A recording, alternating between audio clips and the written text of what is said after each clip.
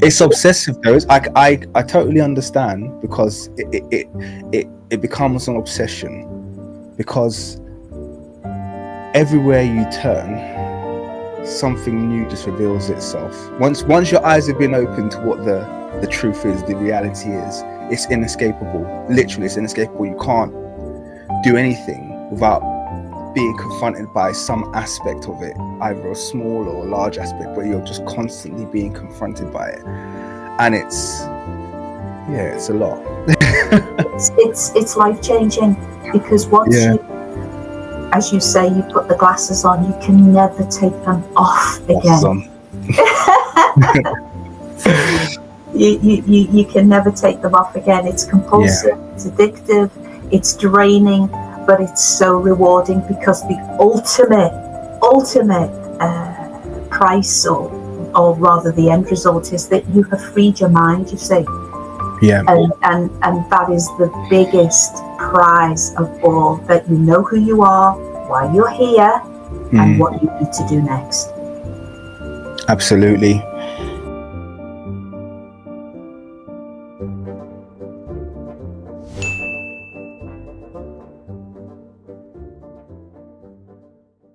It's even with that email that I sent you the other day, and you just knew straight away what it was.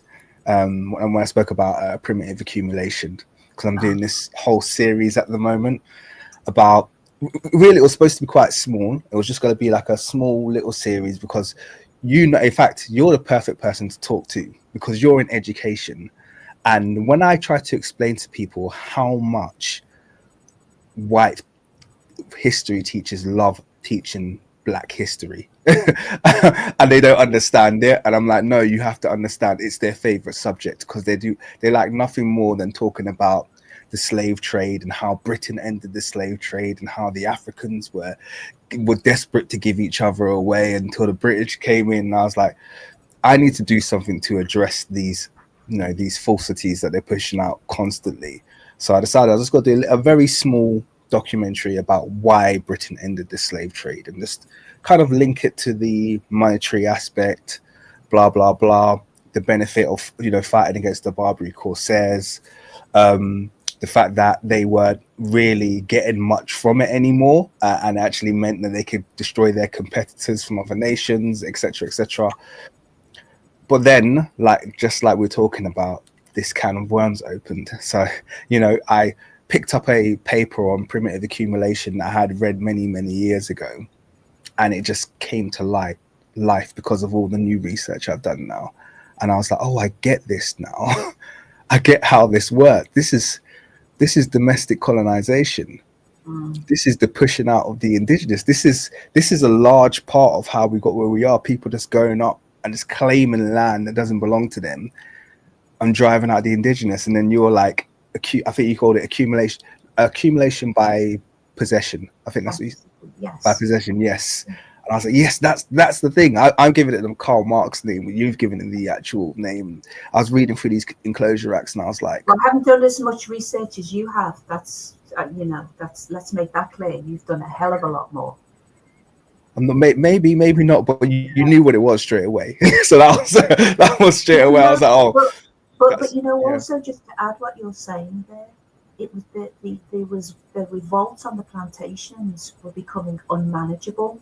And that was also a major aspect. It was becoming costly, military-wise. They were growing in numbers, and they couldn't contain the revolts anymore. But they'll never tell you this, you see. Those white history teachers will never, ever tell you that. You see. Exactly. And that's where I started, actually. Because, let's get a clear picture of where England was when this took place. So you have the fact that they've just lost the War of Independence in America. So all of that stuff that's happening in America, they're not getting anything from it. So now the transatlantic doesn't benefit the UK directly, so to speak. Then you've got like you said, their Caribbean colonies, which they're getting their arse handed to them. Haiti's successfully gone independent. Obviously we know that's France, but that's that's neighboring them, literally neighboring their colonies, and they can't control the Brits they've put in their West Indian colonies, which will, you know, they're unable to control them anymore. And then they introduced this. They've got two acts, so you'll probably know. So they have the 1807 Act to end the slave trade, and then the 1833 Act to abolish slavery. So you have the 1833 abolition of slavery, and the 1807 Act to end the slave trade. The 1807 Act, all that did was made it illegal to move slaves in and out of the British Empire.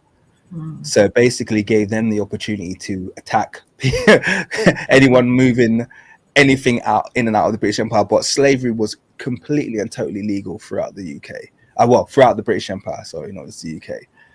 And then after the 1833 Act, which is what I've done a bit of a big piece on, they did the massive reparation payout, which is the the largest reparation payouts, and was only matched in 2008 when they did the bankers bailout. So it's humongous. It literally crippled the British economy to pay off all of these slave owners, and that's what established all of our and created all of our intergenerational wealth. Exactly. And the disparity just went like that through the roof. Exactly. And they don't want to talk about how they acquired this wealth. They don't want to talk about their land acquisitions through the land grabs and those tremendous monetary handouts. You see, and are these white just talking about this? No. But they love to talk about the fact that they ended slavery, and I'm like, yeah, for your own benefit. And that's not even coming on to like we always talk about the Barbary Corsairs and North Africa, who they were attacking to keep the coastlines of Britain safe from slavery. It's so muddy. And they cherry pick to keep this myth of themselves going all the time. That's why this work that I'm currently involved in, because what you're talking about, these are very important jigsaw pieces to the recovery of our history, you see. And those aspects that you're doing are very, very important, and they feed through into the other aspects, which is all about reclaiming our identity. Now, through the FBBs, the Foundational Black Britons. And I don't know whether I'm laughing now because that's how you have to treat the disdain and the hate. I don't know whether you saw all of those incredibly negative comments that were on the Drazzy show, and people just went crazy because I haven't seen them. Go on. It was so foul, some of the things that people were saying. I mean, they weren't kind of like personal attacks on me, but some of them were. But they were non-evidence-based comments that just triggered this whole, what? FBBs? What's going on here? You see?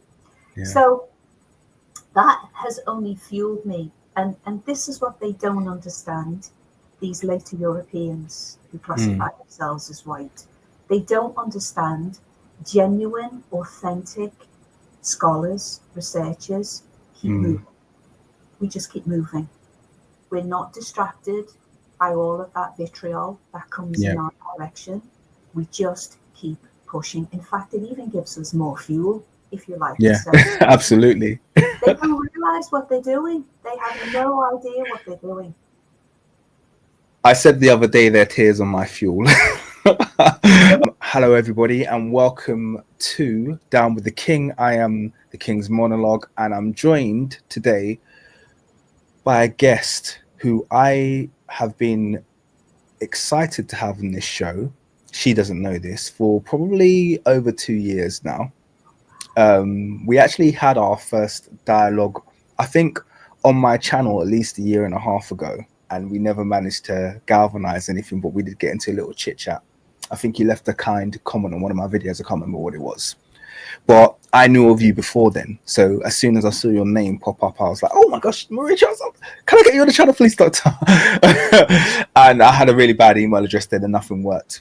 But long story short is I was recently connected with you via a common contact, which is the Drazzy show. I've featured as a guest on that channel previously. And as soon as he did the upload, he kind of said to me, he says, "Oh, this woman might be up your lane." I was like, "Oh my God, how did you get her on? Give me her deal straight away." So Dr. Maria Charles is an independent researcher who is a pioneer in the field of British history, Black British history. I like to say she coined the phrase foundational Black Britons, and her research, her pioneering research, is literally one of a kind. It's unique. As many of us in the space of any kind of Black/Africana studies, we find that we are heavily dependent on primary data. We don't have a massive field of secondary research to fall down on because many people haven't gone before us. Now, the work that Dr. Marie Charles is currently undertaking consists of dozens of books and, I mean, countless amount of research. Here's one of her books, which I thought was going to be really exhaustive, given how thick it is. I thought this is going to be a really exhaustive, conclusive, deep dive into British and Black British ancestry. It turns out this is just A and B. So this is like a tiny fraction of the immense amount of research that has been done by Dr. Maria, I should say that is being done by Dr. Marie Charles. So that's an intro from my perspective.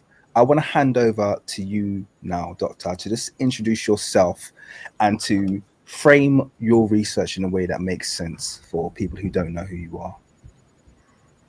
Well, thank you very much for that wonderful, kind introduction. As you have alluded to the audience, yes, my name is Dr. Marie Charles, and I am an independent researcher. But I think it's important that I just give a little bit of an overview before we return to the current research that I'm presently involved in. But if I may, I began as a teacher many years ago in the UK, and I taught for many, many years. And then I went to California to do my Fulbright qualification. Well, it was actually a Fulbright scholarship, and I ended up in Oakland, California, the home of the Black Panthers. And it was an incredible experience with the children and the teachers and their system of education. Now, that was 20 years ago. And then I came back, because I'm just going to give an overview. And then I came back and I completed my master's in the UK. And I started to explore teacher numbers. And one of my publications was teacher numbers in Liverpool. And from a 5,000 workforce, there were only 18 Black teachers from Liverpool, which was incredible, if not illegal. That kind of spawned a lot of the so-called race-related research. But then, having completed my master's, I then went over to Dubai, and I was doing a senior management position, also still teaching, which was incredible. But the heat and probably the caste system drew me out, or pushed me out, because it's a bit of an eye-opener. And then I kind of fast forward, I ended up at the University of Manchester in the Pedagogical Formative Assessment Centre, where I met Professor Boyle. And that pedagogical side of me as a researcher is absolutely critical, and we're going to get into that in today's presentation. But I moved from the university then to do my PhD in Leeds in cultural studies and humanities. And I know we've had this kind of conversation briefly in one of our earlier meetings, but people do, when they do their PhDs, it tends to be literature based. Now that's very important. I'm not minimizing that. And of course mine was heavily literature based, but mine moved through into praxis, so that it is deep empiricism, so that I created, designed and delivered a teaching program. I went into the field for 4.5, 5 months and taught this new program to the children that would then seed what I'm doing now, you see. So it's not out of context. There is a deep road of research that has seeded and born a lot of this work that you see today. And that book that you held up, the dictionary series, is probably, well, it's the culmination of a 10-year longitudinal project, which is part of that overview that I've just laid out. So that's where we are at the moment, or rather, that's a little insight into who I am and my research journey.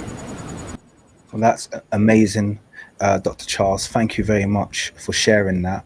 I did want to, before we dive into your presentation, because I understand you prepared something for today that I think is going to blow people's minds. And I also want to be quite transparent, is I've seen a lot of your lectures and talks that you've given on various platforms on the same subject. And I would definitely like to make this appeal now in front of the camera that I would like to get you back on the show, because what I don't want you to feel like is that you have to try and rush through all of your research, because it's so broad that it's impossible that we're even going to make a sizable amount of progress today. So even if today just feels like a small introduction, I want you to go at a pace, and also, yeah, in terms of the information that you're given, make it so it's sensible for the amount of time that we have. And this is not the last time you're going to be on the channel. If we have to do a series that goes on for a year, I will do that, because I think this information is very important. And it's really important. And it also comes at a time when it's very timely for my audience as well, who I've been slowly priming towards the idea that the Black presence is global. We have a global Black presence, and that's entirely normal. That's anthropologically correct. That is logical, given how humans have evolved, that Black people were indigenous to every continent.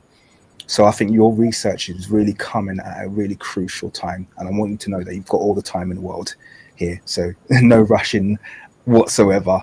Not that I'm saying you would have, but just to make hopefully that you feel comfortable with that. Yeah.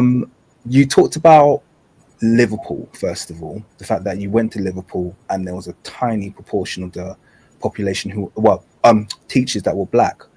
I think for the people who perhaps aren't from the UK, to just give them a bit of insight into Liverpool's demographic, because they might be surprised at the fact that that is very disproportionate, because Liverpool is quite similar to London demographically, isn't it?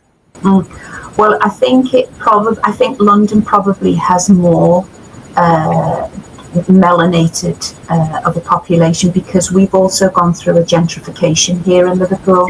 So there's been a massive dispersal of very traditional Black communities as well that were here in Liverpool.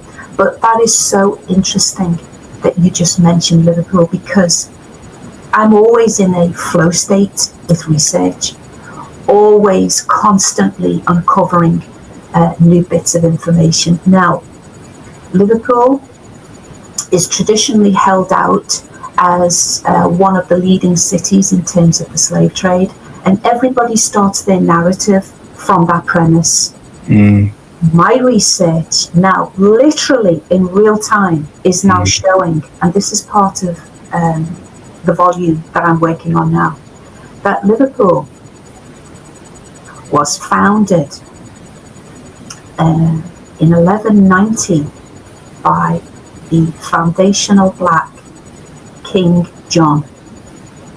Now, I understand how that's going to be met with the listening audience immediately, from their own schooling experiences. But I will show when I come back that many of these ruling monarchs were Black. Now, I have the evidence, and also what is very critical for the listening audience to understand is, as a researcher and yourself, we never, ever release information without having overwhelming evidence to support what we're saying. We never put our heads over the parapet without a tremendous amount of supporting documents. So what I'm saying to you now is totally and utterly substantiated in the upcoming volume that Liverpool was founded in early 12th century by rich black monarchs, you see. Now, that's already blowing people away in terms of their belief system. So I'm now in receipt of this new evidence, this new history. So when I was writing about teacher numbers 15 years ago, that only 18 black teachers were present in the education system in Liverpool is incredible. Now, when we start to grapple with those figures, it tells you everything. That is not accidental. That is by design, you see. So from that pipeline, right up from when the child enters the schooling system, the slave narrative predominantly is taught within the curriculum, and the black child, the deeply melanated child, the Shakur child, is disempowered immediately. Now, if I may just attach David Gilbourne, another sociologist, did a wonderful seminal report that said when black children enter the schooling system at 5 and 6, they exceed, or you're already familiar with it, that they are already high-functioning children, and yet when they get to year 7 and 8, they are the lowest performing group. We have to, it's very serious. This is a very, very powerful piece of evidence that a lot of people don't talk about. There is something insidious going on in the education system that disempowers our children. My work is countering that, and it's empowering our communities and our children to say, hang on a minute, we've got a new paradigm, a new set of evidences coming into our hands that challenge the dominant system. And I just wanted to jump on that because I think we've discussed before, but I come from a teaching background myself, so I'm a qualified teacher as well. And I think that's leaned quite heavily into the way that I conduct my research.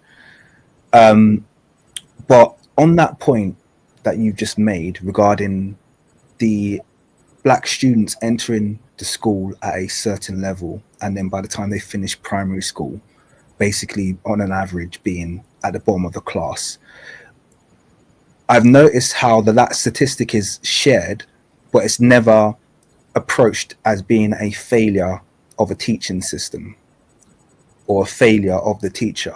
So to me, I always tell black parents, you don't have the luxury to trust the school that you're sending your child to. You don't. You have to be on it. Like, you literally have to be.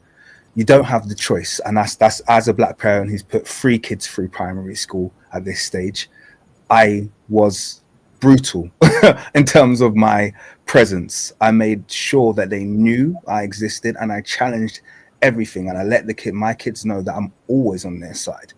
Regardless, I don't care if they're in the wrong way. I'm always on their side, and they knew that, and the teachers knew me, and they learned after about year 1, it's better off that we just look after this kid than get her dad upset. That's kind of like it was the lesser of two evils for them to just make sure. So all my kids, I was quite fortunate. They've done quite well through primary school, but that's because as someone who came from a teaching background, I know what schools are like.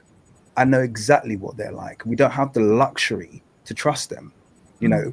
And the fact that if this statistic was given to any other demographic, imagine, if, white females would enter school there, and then by the time they finish primary school, they're at the bottom of the class. There'll be national inquest. There would be, a massive push to make sure female teachers, to drive, they'll be pulling out all the stops.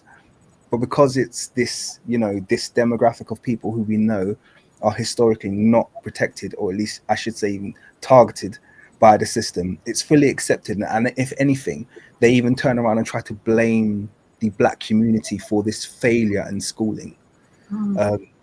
So I know we've gone off on a side note from what we're supposed to be talking about.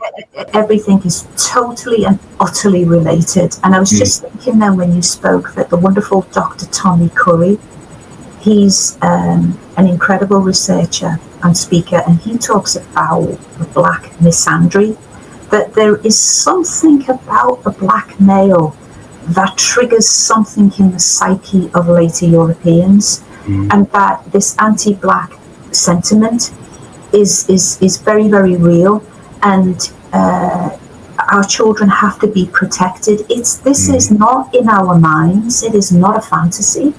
It's not in our imagination. It's real. And how many more, you see, as a researcher, I'm constantly being forced to ask different questions. That's what we must always do with our research. We keep asking and being forced to ask different questions. And one of them has to be, how many more decades are we going to allow this to happen in the schooling system? I mean, I could have gone off with my PhD and nested myself in a university and been a regurgitator and gone on with the dominant paradigm and continued. But I said, no, I have to use this PhD that takes, and one of the criterion for doing a PhD is not that you become a regurgitator, but it is a contribution to new knowledge. You say, this is so vital that this work into new domains of new knowledge scares the pants off a lot of people, and they reject it. But we have to keep pushing forward with this work. It's very, very scary on lots of levels to be part of this new knowledge, because a lot of people are not ready for it. Yeah. But it's not going to stop us. And I guess jumping back to the Liverpool thing again, I want to actually ask you a question now, because it kind of alludes to the first comment I made when you mentioned Liverpool. I'm from London, obviously, and in London we have a lot of, when I was growing up, we had a lot of first and second generation diaspora, for want of a better word, coming from either, directly from the Caribbean, who are repatriates, but we'll talk about that later, or directly from Africa. But when I went, and this is, maybe you can correct me here, but this is an assumption I always had. When I went to Liverpool, I saw what looked like a lot of generational. So although the numbers weren't quite what London was, I saw like lots of elderly people who looked like they were mixed race, which is something that I hadn't seen in London. I hadn't seen that. Mixed race people were young, they were like they were like me, but when I went to Liverpool, I saw what looked like kind of like a generational melanation that perhaps had retained something that was older than what was present in London. Is that an incorrect assumption? Correct? Is this something that lines up? Where does this sit with you? What you're referring to, and there is actually a distinct phrase called Liverpool-born blacks. So that is a very, very old population. And lots of authors actually talk about it being the oldest in Europe. Now, that's when you have to start putting your critical hat on, because then you say, if it's the oldest black community in Europe, that means that it must predate the slave trade, you see. So this is where we start to ask those very important questions, and that is a critical question that you have just asked, which supports the latest findings for the ruling monarchs of Liverpool, who were black, you see. And they set up these communities in these very early cities that would become very prosperous, but they were always there, you see. And I think what is so critical is that in that book that you held up, I've now started a new concept with onomastics. Now, onomastics traces people, places, and their surnames. And it becomes a very powerful device methodologically because, and we will see it in the presentation, once you start, it's so tedious but very rewarding. That once you start to map people to the counties, this wonderful population starts to emerge. So you don't have isolated individuals. Oh, there was a black person in Devon, or there was a black person in Portsmouth. No, what's happening is through the onomastic research is that these flowering indigenous populations are now being tracked and evidenced. This is so critical. So that as a jigsaw puzzle, I am putting back together the FBBs, the foundational Black Britons. And Liverpool is just one of the flowering populations of the British Isles. It's so exciting. I cannot tell you how thrilling it is, but it's exhausting. I feel your excitement and I feel your exhaustion. I kind of want to give you a chance to dive into your presentation now, and I'll pop it on the screen. But one of the reasons why I mentioned that is because even in recent years, I have been finding all of these links within my family, which is just kind of like, yeah, it's amazing how interconnected we are as melanated people. So I'll give you a couple of examples here. Okay. So the first example I'll give you is my sister-in-law's mother-in-law, so her husband's mum, is a quote-unquote brown baby. And I know you'll know what those are. Yeah. So she's a brown baby. She was an orphan. She doesn't know who her real parents are. She's mixed race, and she was raised by a white couple in the UK, obviously. And obviously she's been told her dad was a GI, like most of them, or like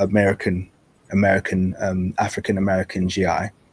They've done some research and found some stuff about the name, and they found some relatives who are in America. No, but they found that their direct relatives were in the Caribbean, which didn't surprise me, but surprised them. I was like, oh, but they said he was an American GI, but why is the direct line to the Caribbean? Now, I obviously knew that, knew the reason why, but they're looking into it more and more, and but that was really interesting. So there's a FBB right there in extended family, but I've got an even more direct link. So my wife's dad, so my wife's maiden name is Williams from her dad. So my wife's half Nigerian, half Vincentian, but the Nigerian, so her dad is Nigerian, but his surname is Williams, which is very typical, by the way.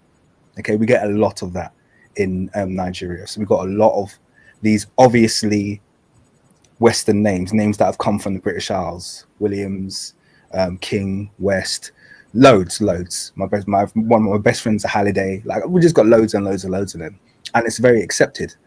Now, his family, she found. I always said, oh, maybe there was a Liberian connection or something like that. And she told me no. Well, he said that his family line comes from Sierra Leone. So I found out the other day that just prior to the settling of Liberia, so in the late 1700s, there was a massive exportation from London, 60,000, I think it was initially, directly to Sierra Leone in West Africa. Directly to Sierra Leone. So Sierra Leone itself was a port city set up for the exportation of Black Brits directly to Africa. And they said within 100 years, that population had flowered from 60,000 to 1 million. Oh, wow. The foundations, the roots and the foundations of that population was Britain. Those are exported blackamoors. So imagine on all sides of my family, these links are being made, which, a lot of people, just going back to a phrase he said earlier, like I think we spoke earlier about the Drazzy show, people leaving comments and stuff like that. But it's like, what people don't realize is their fear of having or being exposed to this new knowledge.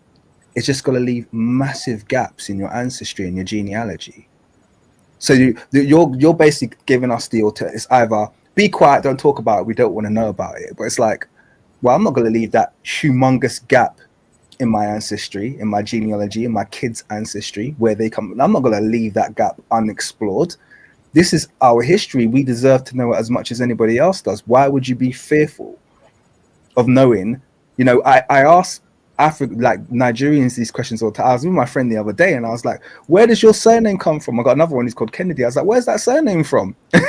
You know, and they're like, oh no, we don't talk about it. It's like, you know, it's not slavery because you know for a fact we weren't enslaved in Africa. So you know for a fact that where does that surname come from? And they can't answer.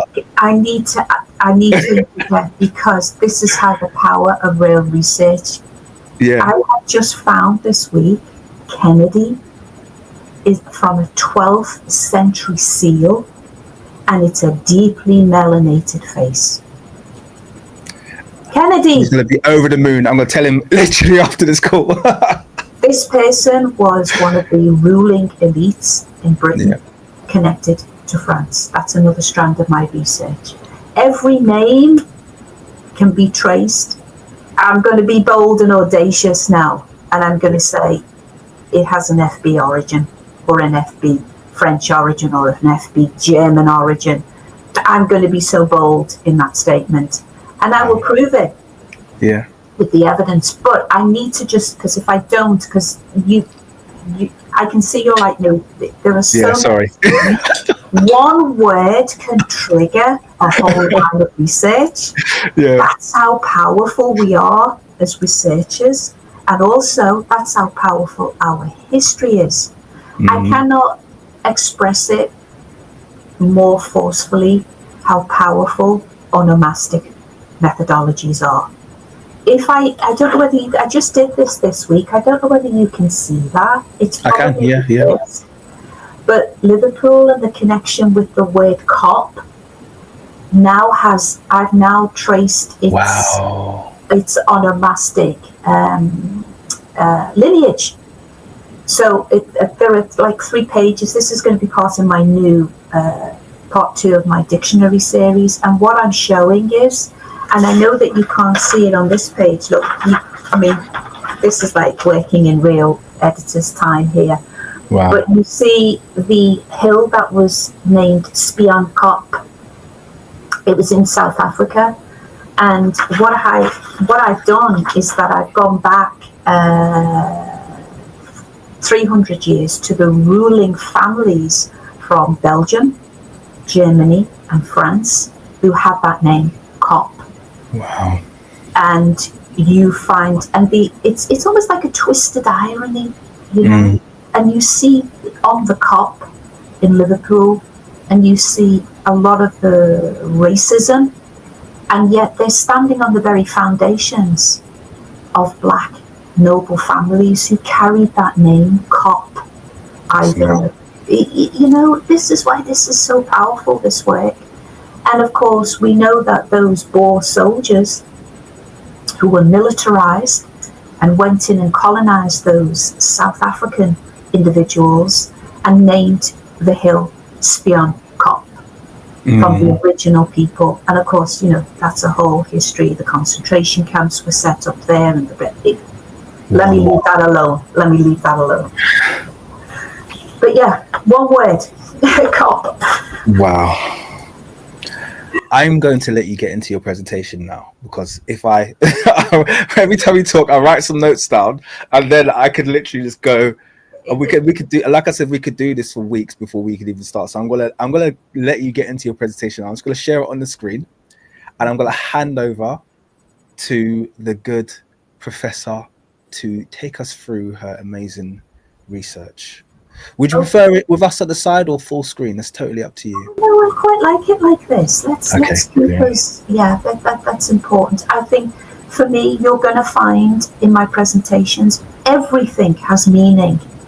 I don't put anything up, a symbol, a color, an image, unless it has something to say.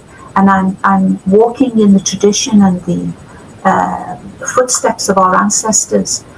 That's exactly what they were doing. Nothing was accidental. Everything was deliberate, and it has a conscious meaning. So there's a lot going on here. Even the use of the blue and the red and the white in the negative space are the origins of red, white and blue, and they come from our ancestors. Now, it's not actually on there on that particular screen, but what I do have is in issue 6, there is a wonderful image, and it's 5,000 years old, and it is the DWTK, which is the cross, or the St. George's cross, as it's misnomered, but we find it in the tomb of a princess from ancient Kemet, and it's 5,000 years old, and it's red, white, and blue. Wow. And she has this, she had it adorned on her body, and the image is there in issue 6, and it's quite incredible. So I wanted to use the red, white, and blue to show our power. And of course, the red, white, and blue is a signal of cosmic energy and intelligence, you see. This is what they did in their brilliance.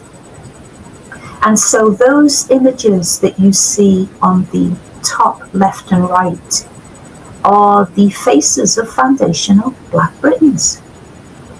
And this is very, very, very important. I rest a lot of my evidence on visual to substantiate my premise that Britain was foundationally Black.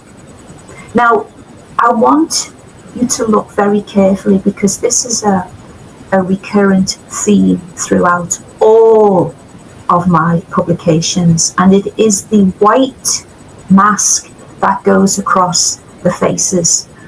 Now, that is a metaphor for first sight consciousness through an Africana phenomenological lens.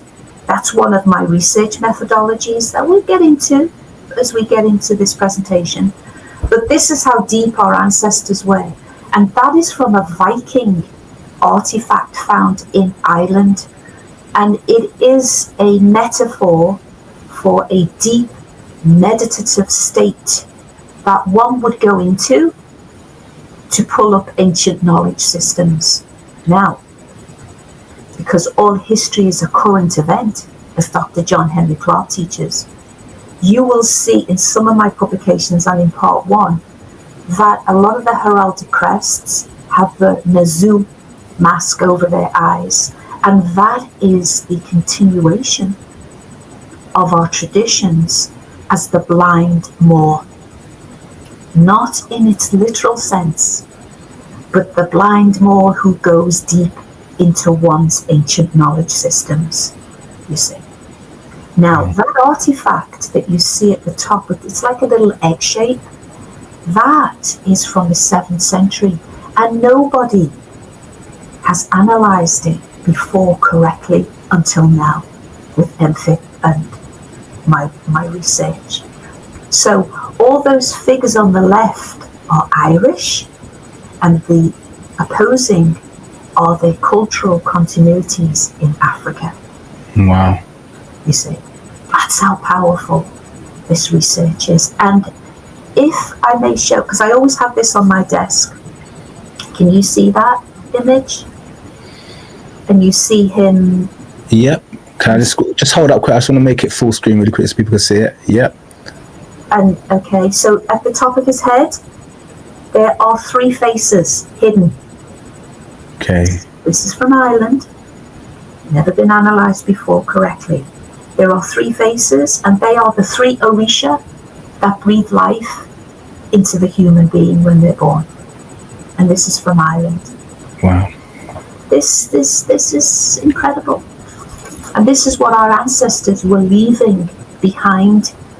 It's almost like they knew that they were going to go into darkness, and they were leaving their artifacts for us to find. So I always say that about ancient Kemet as well. As like when I analyze what they left, and I always think to myself, if they didn't leave this evidence, it would have been impossible for us to make the link. Absolutely. It's like they left the right amount for us to, for him who have eyes, let him see, basically. If you want to see, the data's there for you. That's right. But from our earlier conversation, You enter into the schooling system and your history begins as a slave. What does that do to your first psychosciousness? It seeds it, it kills it, and you never become who you're supposed to be, you see. That's true. And so you see the trio of the M's. Now, M is the letter that lays the foundation, metaphorically, literally, for future generations. My name is Marie. My organization is called Enfid. And there you see McKelly, that's my dad's name. And my dad is from St. Lucia, you see. And he's part of that. He's not part of the Windrush generation because he came much earlier. But he is the reason why I do a lot of this work. My dad, who taught me how to read when I was 4. Didn't know why he was doing it. But I entered the schooling system being able to read at 5, and the schooling system ignored it. We'll get into this a little bit later, you know. I don't want to get too anecdotal. But yes, that's the first slide. And of course, the dominant title, Foundational Black Britons, FBBs, do not have slave names. Let's move on. Can I just quickly ask a question? Because, sorry, it's just, you've said something and it's just triggered something in my mind. So, obviously, you know, I do a lot of work in ancient Egypt.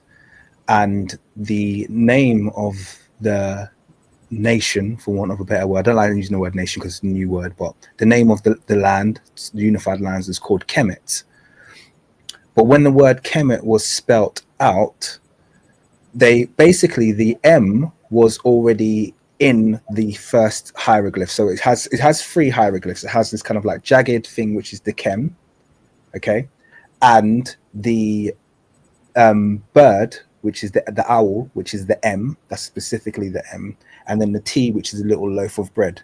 Now you could spell Kemet exactly the same without the owl bird. Okay, so you could just have the charcoal and the little bread. So you have Kem and T. However, they prefer to spell it with this emphasis on the M. Oh, wow. So what Egyptologists call that is they call it a phonetic complement, because they don't know what it is. They don't understand why the Egyptian would repeat the letter that is already present in another phoneme. So it's already in the syllabary of the Kam. The M was already present. Why would they repeat that M? And to me, it sounds like you've provided a very viable reason as to why they would have this emphasis on the M in spelling out the name Kemet in hieroglyphs. And you know, the M in my research is showing the most occurrences. In terms of volume, I have so many names, FBB names, that begin with the letter M. Isn't that incredible? Out of all the letters, it's going to take me a while to produce the letter M, but it's going to be incredible because the amount is, it must exceed into at least 200 FBB names. Wow, one letter. And it's retained its form. Imagine that. It's retained its form over, you know, since the Africans invented it probably over 6,000 years ago. The M has retained its form. In the ancient Kemetic language, the M was always present on the eyebrow of the owl. So that's what we transfer. So you had the shape of the owl, but the M was present on the eyebrow. It doesn't matter if you always look any ancient Egyptian hieroglyph, look for that M owl, it will always have the M on the eyebrow, which is what eventually transmuted to become the modern M, basically. It's incredible. Sorry. Let's move on, please, to the next slide. Yeah. And so, I think we've kind of touched upon this a little bit, but I want to ask, because we, you know, as researchers, we ask questions all the time. And I would ask today, your listening audience, because, you know, that's who we're appealing to. Where are you in your conceptual understanding? And so I take the concentric circle, which is another powerful form of sacred geometry, and I write about that in issue 5. And because it was a very important symbol of that we're always becoming as human beings, we're always evolving, we're never the finished article. And I would say, in relation to the research today's presentation, I would ask, or rather state, that some people will be on the outside of this information and they will reject everything that I present today, despite the overwhelming evidence. Some people will take a tentative step inwards and land on the blue, but will need more evidence and time. And some people will be right in the center because of their critical reasoning and evaluation, and will be able to align themselves with historical truths, evidence, and their own intuitive resonance, you see. That is a wonderful state to be at. But I realize in a differentiated model that that's what will be represented today. Some people here today will be disruptors and time wasters, you see. I understand that as a researcher. And some people will have a visceral reaction to this research and will be quite offended by it. But, you know, I say to myself that I'm being guided by a much higher presence. I'm going to keep pushing with this research and this evidence because it's just too powerful. It's beyond me. I'm just a conduit. It's bigger than me. And so I would ask, is there another conceptual variable that perhaps I've missed in terms of the approach today? I would say, and this is me being really honest, that there are people who lurk in the shadows as plagiarizers. That's another variable that I have to be very careful of. And you will notice that I protect a lot of my work because this is new knowledge coming out into the universe. And you're going to see, it's already happened, people are starting to think that they are slick by changing the language for foundational Black Britons, and they're starting to remove the progenitors. And I have to be very aware of that. If the work was not exhausting enough, I now have to be so sharp as to what's going on. So yeah, I want us to kind of take that concentric circle and think, where will I be at the end of this presentation? It's an important gauge. I kind of place myself, I occupy every strand of that circle, if I'm honest, as I create and start to delve into new methodologies. I'd probably be on the purple, you see. But where I am with the FBBs and the Onomastics, I'm most definitely on the red. Yeah. Can I dig in and just ask you to go back one step? And because this is actually something that will be valuable to me personally, so I'm going to be a bit selfish here and ask you to just expand a little bit about the dangers, or at least what you see as the threat of plagiarism. Because I'm going to be totally frank with you, I'm plagiarized a lot. A lot of my research is plagiarized, and it's almost like I'm not going to say I feel a guilt, but on the one hand, I'm like, people need to know. You know? So if people are out there putting the message out there, it's a big concern when you are producing original work, and you are producing original work, so you will be plagiarized. I would say the steps that you do have to take legal steps, and one of my steps that I've taken is with the IPO office, which is located in Wales, and I have intellectual property office. So you have to take, and we'll have a conversation about this because it's very important that we share the steps. I was just looking at those steps there and got told, because that's what we need to do.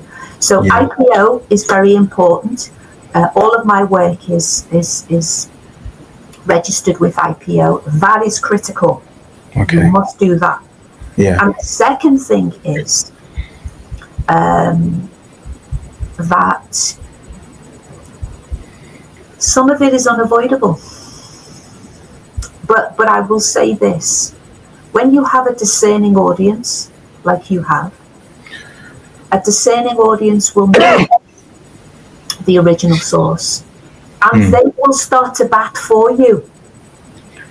And this it's happened. And this is what happened with, because I have a little bit of a YouTube channel. It's nothing big, but it has real dedicated followers, and they are starting to bat for me. So yes, I'm so glad that you've raised that, because somebody who's doing original research like yourself, this is what starts to happen.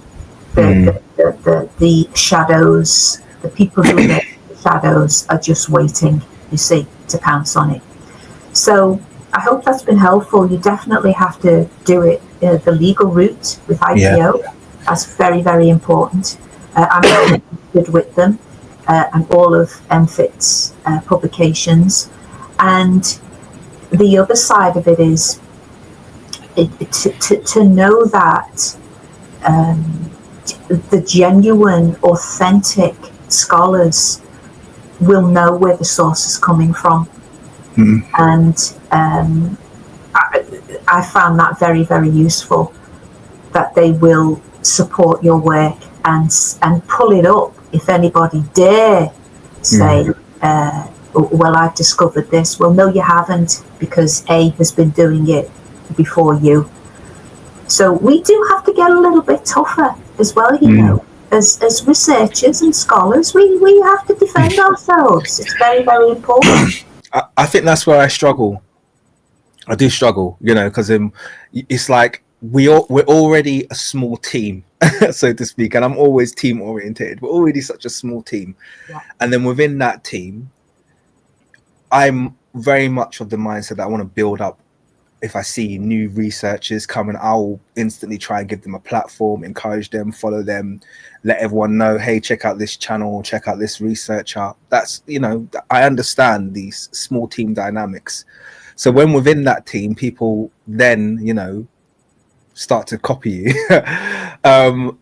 you don't want to go, hey, what the hell are you doing? But at the same time, you kind of have to go, hey, what the hell are you doing? We have to reinsert ourselves. Yeah. And have you noticed how I very rarely go on anybody's show now? And I'm going to leave it right there. Yeah. Have you noticed that? Yeah. It gets smaller and smaller, you know, like the concentric circle, smaller and smaller.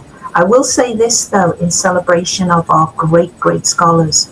Professor Carver is such a magnificent individual. He has supported this work from the very beginning. And as you know, this is now in its, as a longitudinal project, this is now in its 10th year. And he has been there since the beginning. He's such a phenomenal human being, and I have so much respect for him.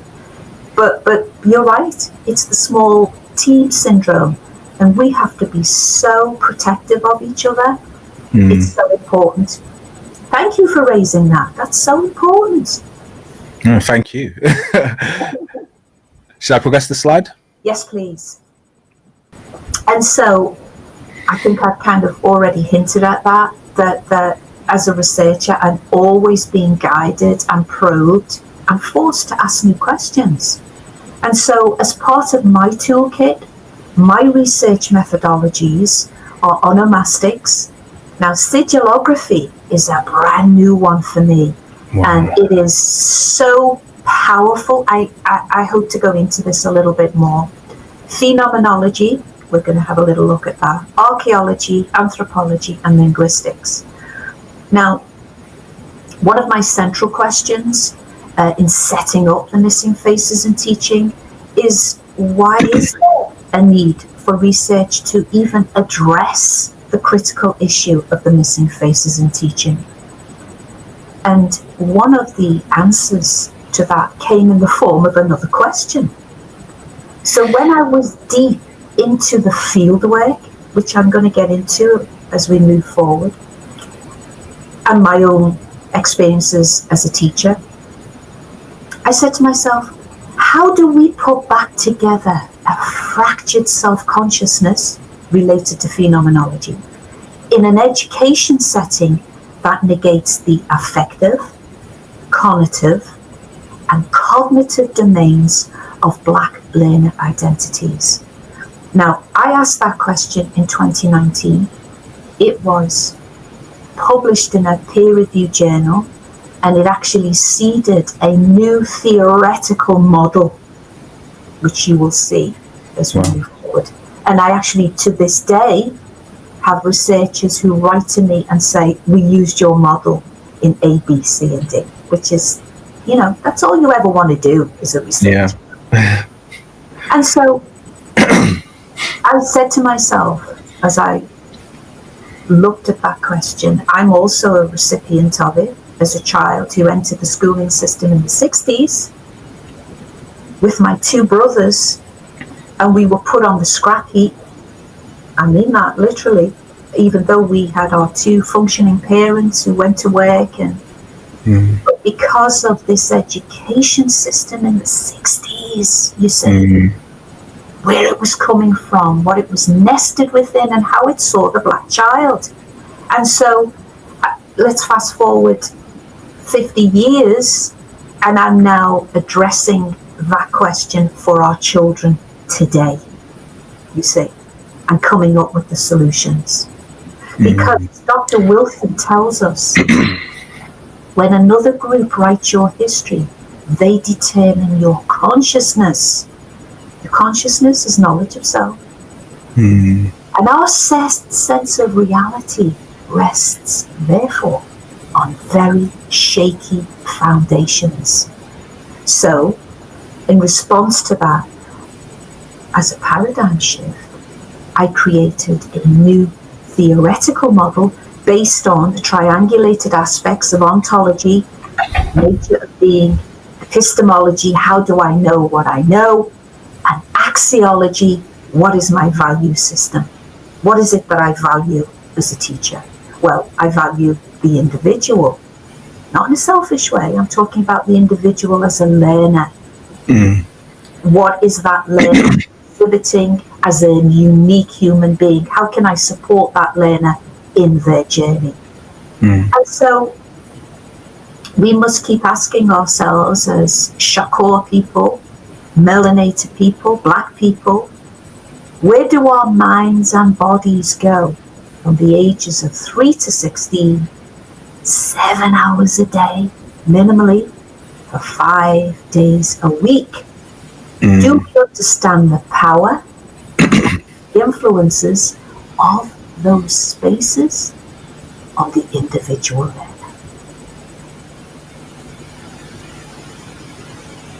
So important.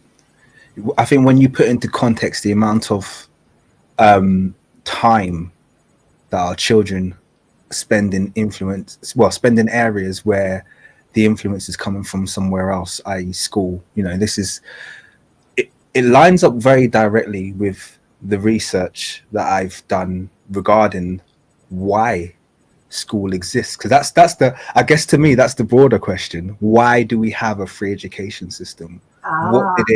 What was it created hand in hand with? Well, free education came with the free labor system.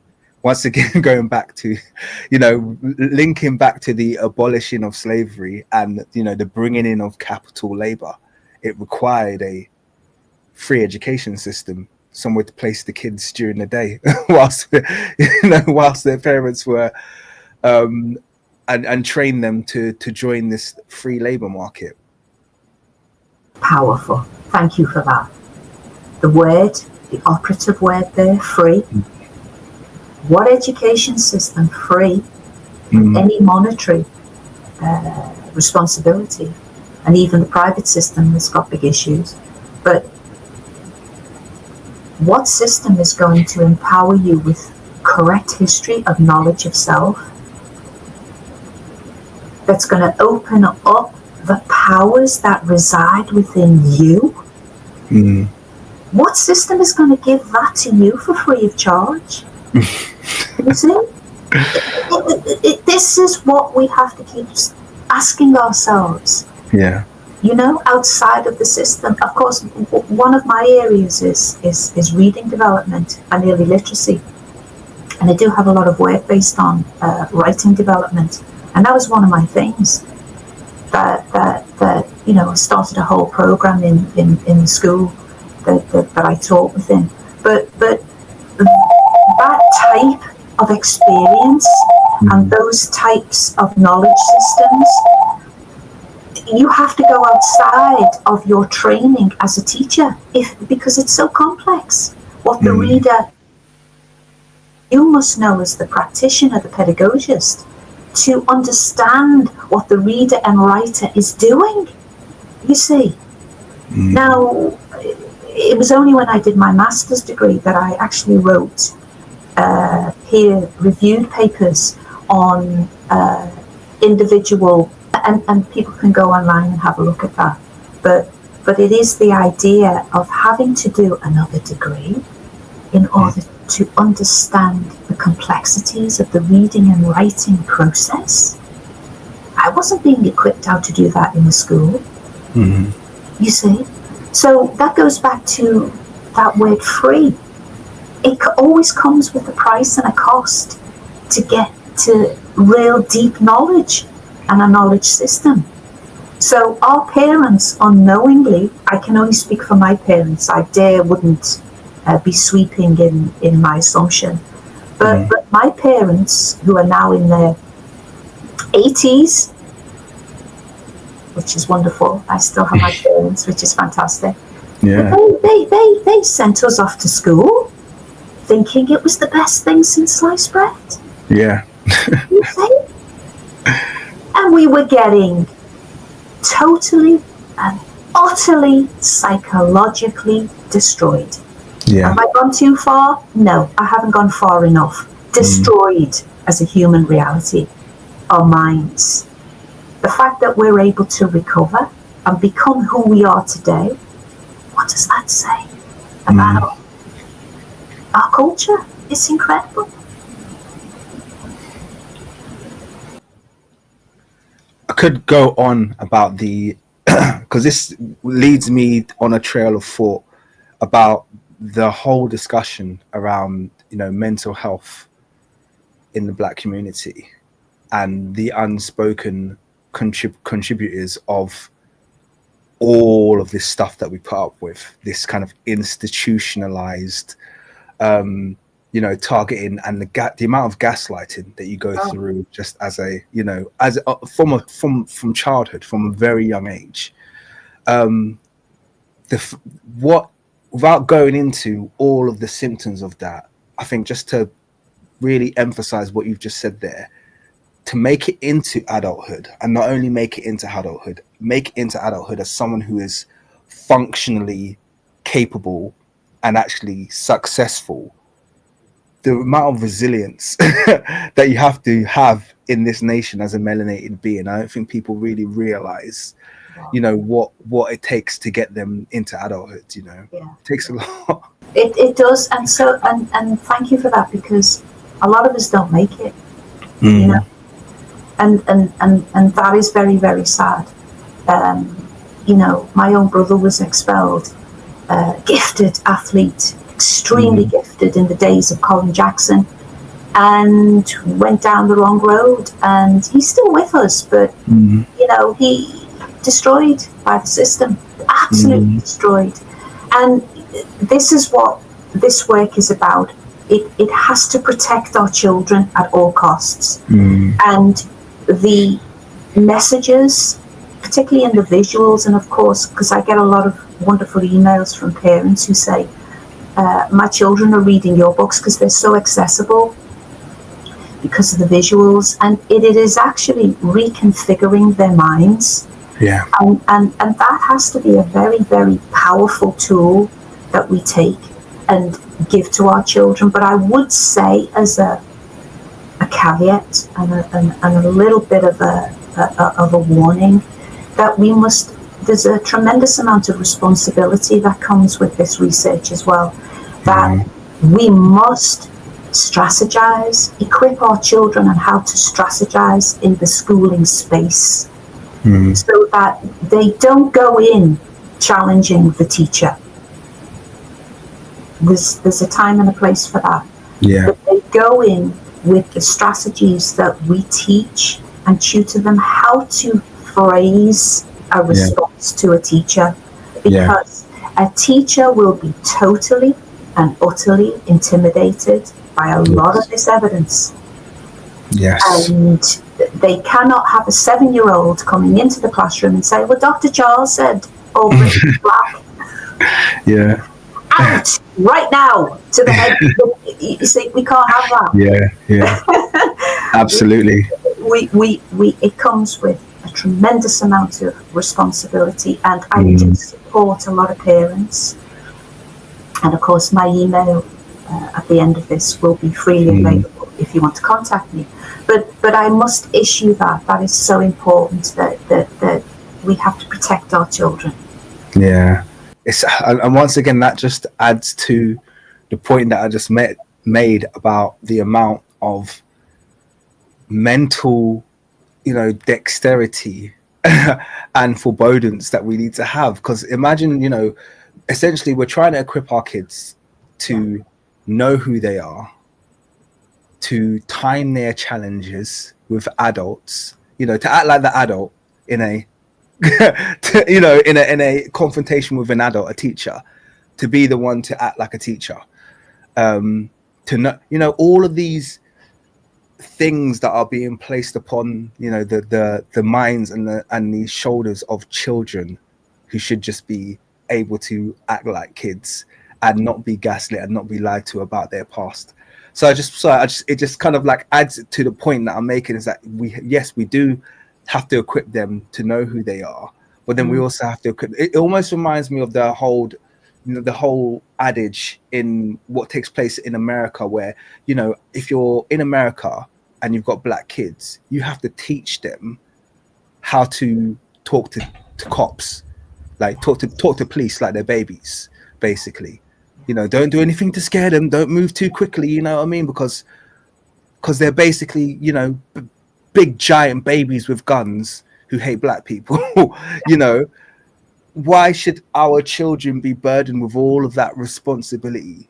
Do you know what I mean? It's so tremendous. It's tremendous. And like I said before, a lot of our children just don't make it because the system is just so overbearing and too heavy for them, But the caring teacher, and that's, we will come back to the word cognitive. It's such an important part of my model, my theoretical model, that you understand the emotional side of children, that what drives them emotionally, what is it that makes them so sensitive, so resilient, and some of them that are not, that are very fragile and weak, and in all the right ways. But you have to be able, as a caring, a dedicated teacher, to bring that up and support them. And that is our role as pedagogists. I take it very, very seriously.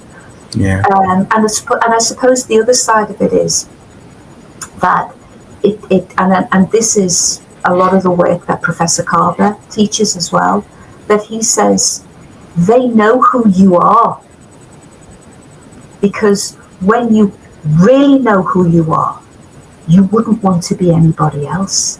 Yeah. You see.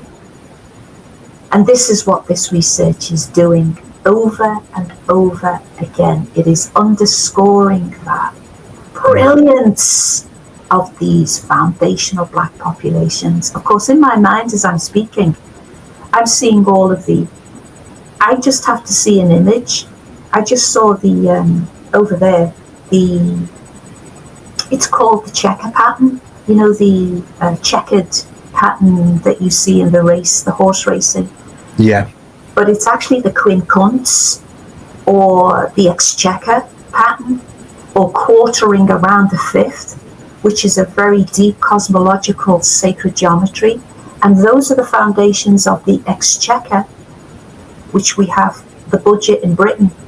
Yeah. And I'm now working on a piece that shows, maybe I shouldn't say it. Should I say it? Say it. We get back to sigillography, which is a new area of research, that I have a 12th century seal that shows the court of the exchequer's original figure. Wow. And it has a melanated face at the back of the horse rider whispering into his ear. Wow. And of course, I place that contextually in all of the ruling monarchs, so nothing is in isolation. I have all of those other research methodologies supporting my premise all the time. So the fact that I just said that out loud, I love it. I love it. I said it out loud, and people are probably turning off or throwing things at the camera, but you will see the evidence in part 2. I don't think people, I'm going to progress the slide. Okay. Yeah. I don't think people realize how much corroborating evidence there is in the kind of research that you're doing here. And I think that's why when people initially hear it, because it does sound crazy, when I initially heard about black nobility, you know, it was something that was just like, what are we talking about, black nobility in Europe? You know, Europe was always the other to me. I was like, I'm all about Africa. Europe's this evil place where all of these, you know, evil pale people even did the evil things to my ancestors. Obviously, the very black and white version of history that we're taught, that they're happy for us to embrace. And a lot of people who classify themselves as Pan-African or Afrocentrist, they are very happy to embrace this, but it doesn't make it true. What you're doing is you're overriding a very large part of your history. For some melanated people, a larger part of your recent history than you're getting in Africa. And I think people struggle with the fact that the history of melanated people is much broader than the African continent, even though Africa is very important and that continent is very important, and it is very much an origination point for a lot of the ideas, a lot of the energy, a lot of the rulership, whatever you want to call it. But it's broader than that. It's on every continent. And I think people don't realize how much corroborating evidence researchers like you have managed to collate into like a single place. Once you start to open up those boundaries of geography, you realize that there are no boundaries, because the evidence just keeps unfolding geographically. That is so very, very important. And you have to remove that from your conceptual methodologies, because they have caged us in terms of how we conduct research. And that is absolutely key. Because and some of these letters have moved around, but don't worry, it's okay.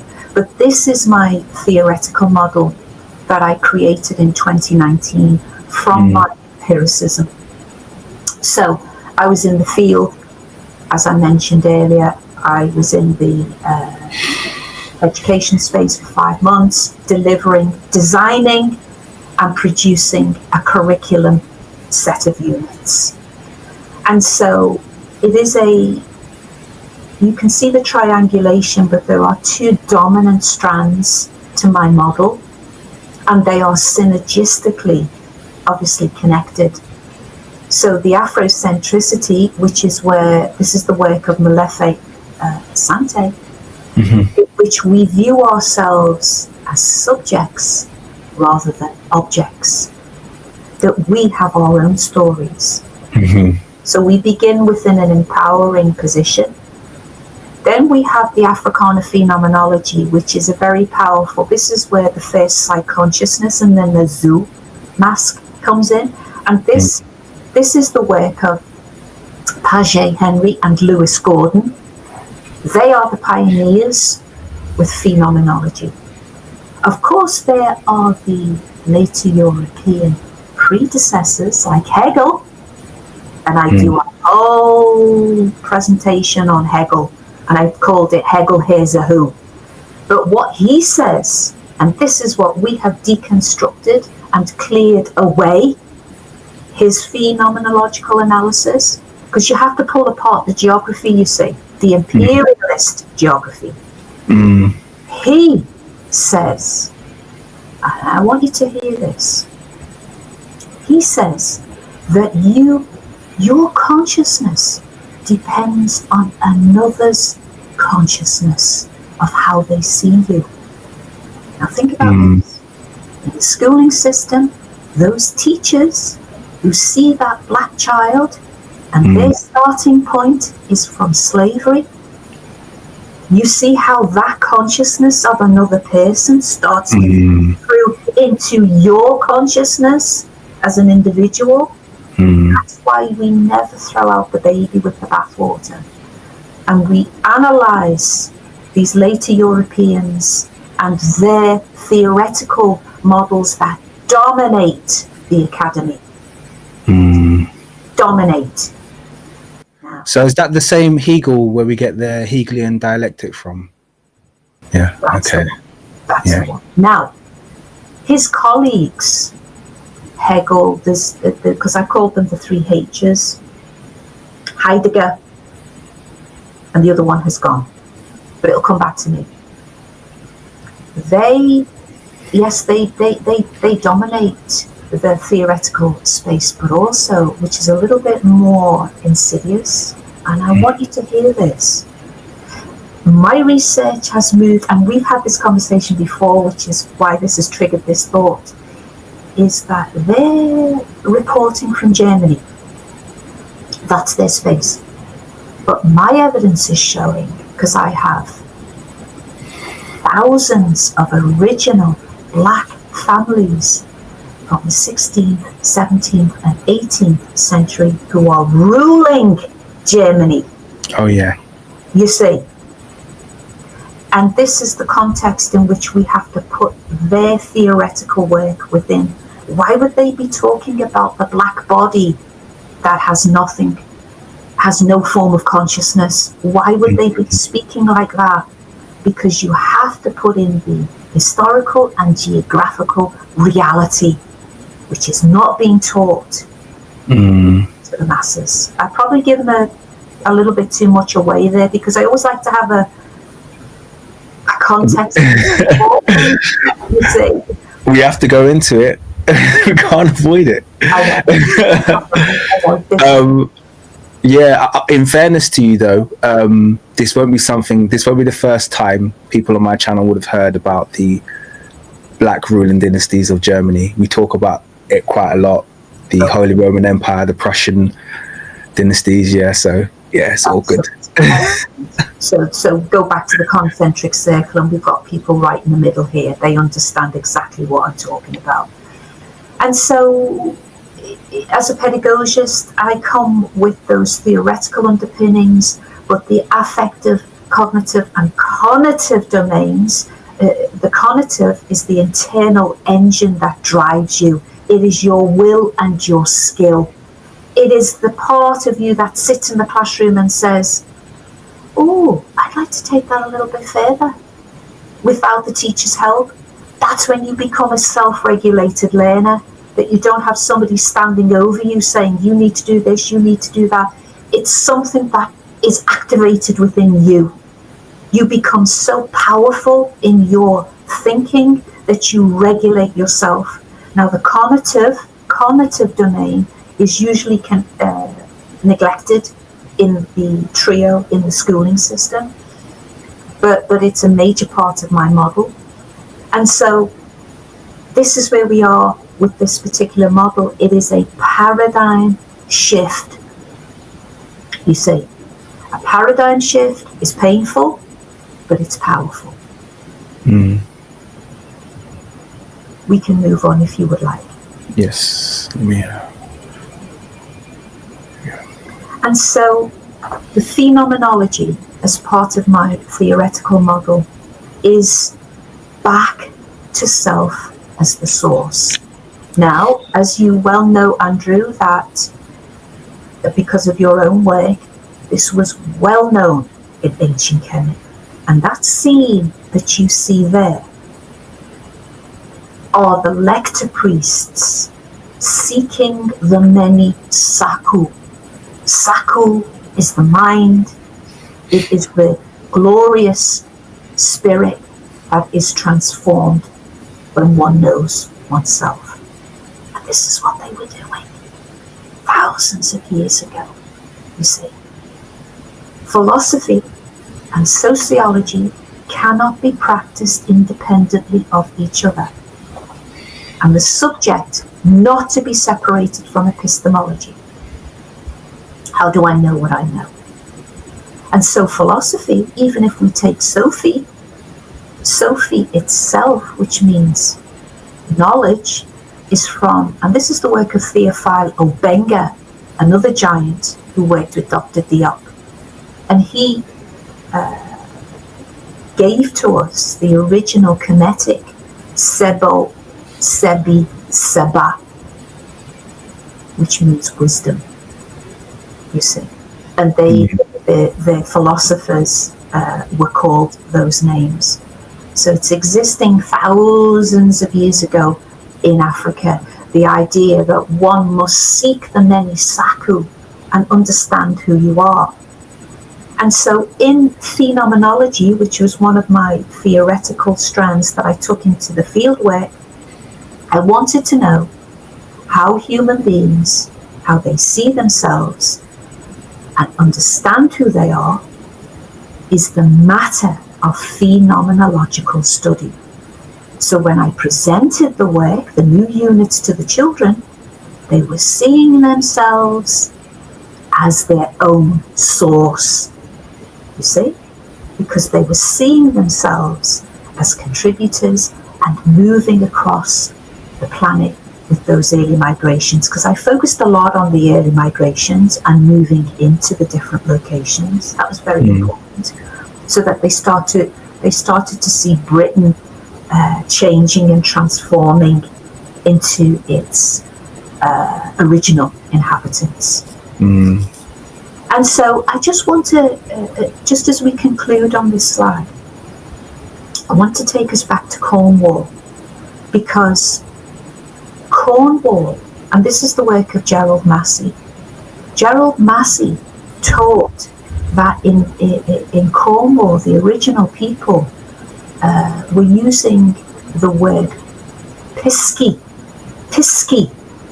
which is the same word as psyche, and both are derived from the Egyptian, in which ki is the soul and su is she, hence the feminine nature of the Greek suki.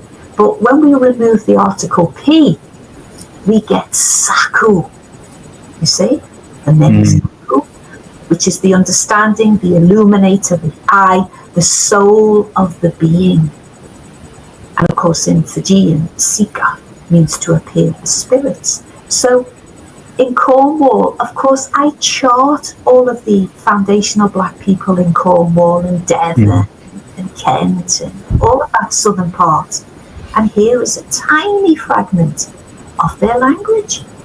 They understood, and there's a remnant of pisci, which means psyche, the soul. We can move on. Okay. Now, a lot of people don't like the term foundational black Britons because they don't like the word black. Now, for some people, it's problematic, but we have a right to respectfully disagree with each other. But as I said before, I do not throw out the baby with the bathwater. I cannot discard any term because of the pursuits in research. So, black, according to the great Grand Sheikh Taj Tariq Bey, he says that black is termed civilita mortis, dead in the eyes of the law. And we shouldn't be using that word. It's a word put in place to cheat the people's estates and their allodial titles. Okay, I agree with that. But then the other side, the pioneering work of Dr. Obadeli Gambon, he traces the word black as self-identification across Africa. And of course, you can see all of those terms in Akan, Abibini, and in Bambara, Farafin. And then I found in my research the island in the Orkneys is called Fara, you see. And then that square has come over it, but it gives the references that there is a place in Scotland called Farafin, which is the Isle of the Black people. So we can't throw away everything. It's very important. But I thought this was interesting, this slide, that the later Europeans or white people are covering their skin with the chemical created covering of melanin in the sunscreen to protect them from the sun. So we've got some of us telling us don't use the word black. We've got individuals who have to be painted black to protect them from the sun. Yeah. This is how the sun sees you. That's ironic, isn't it? But it goes back to your mental health question that you said before. You see what we're having to navigate all the time. What are the Europeans doing in secret that they're not telling us? About the very composition of us as black people. What are they telling us that they don't want us to know? What are they telling us not to use? What should we be using? How do we think about ourselves? What you see all of this coming at us. This is why we need time, we need space, and we need to be quiet sometimes to let all of this that is being thrown at us. Yeah.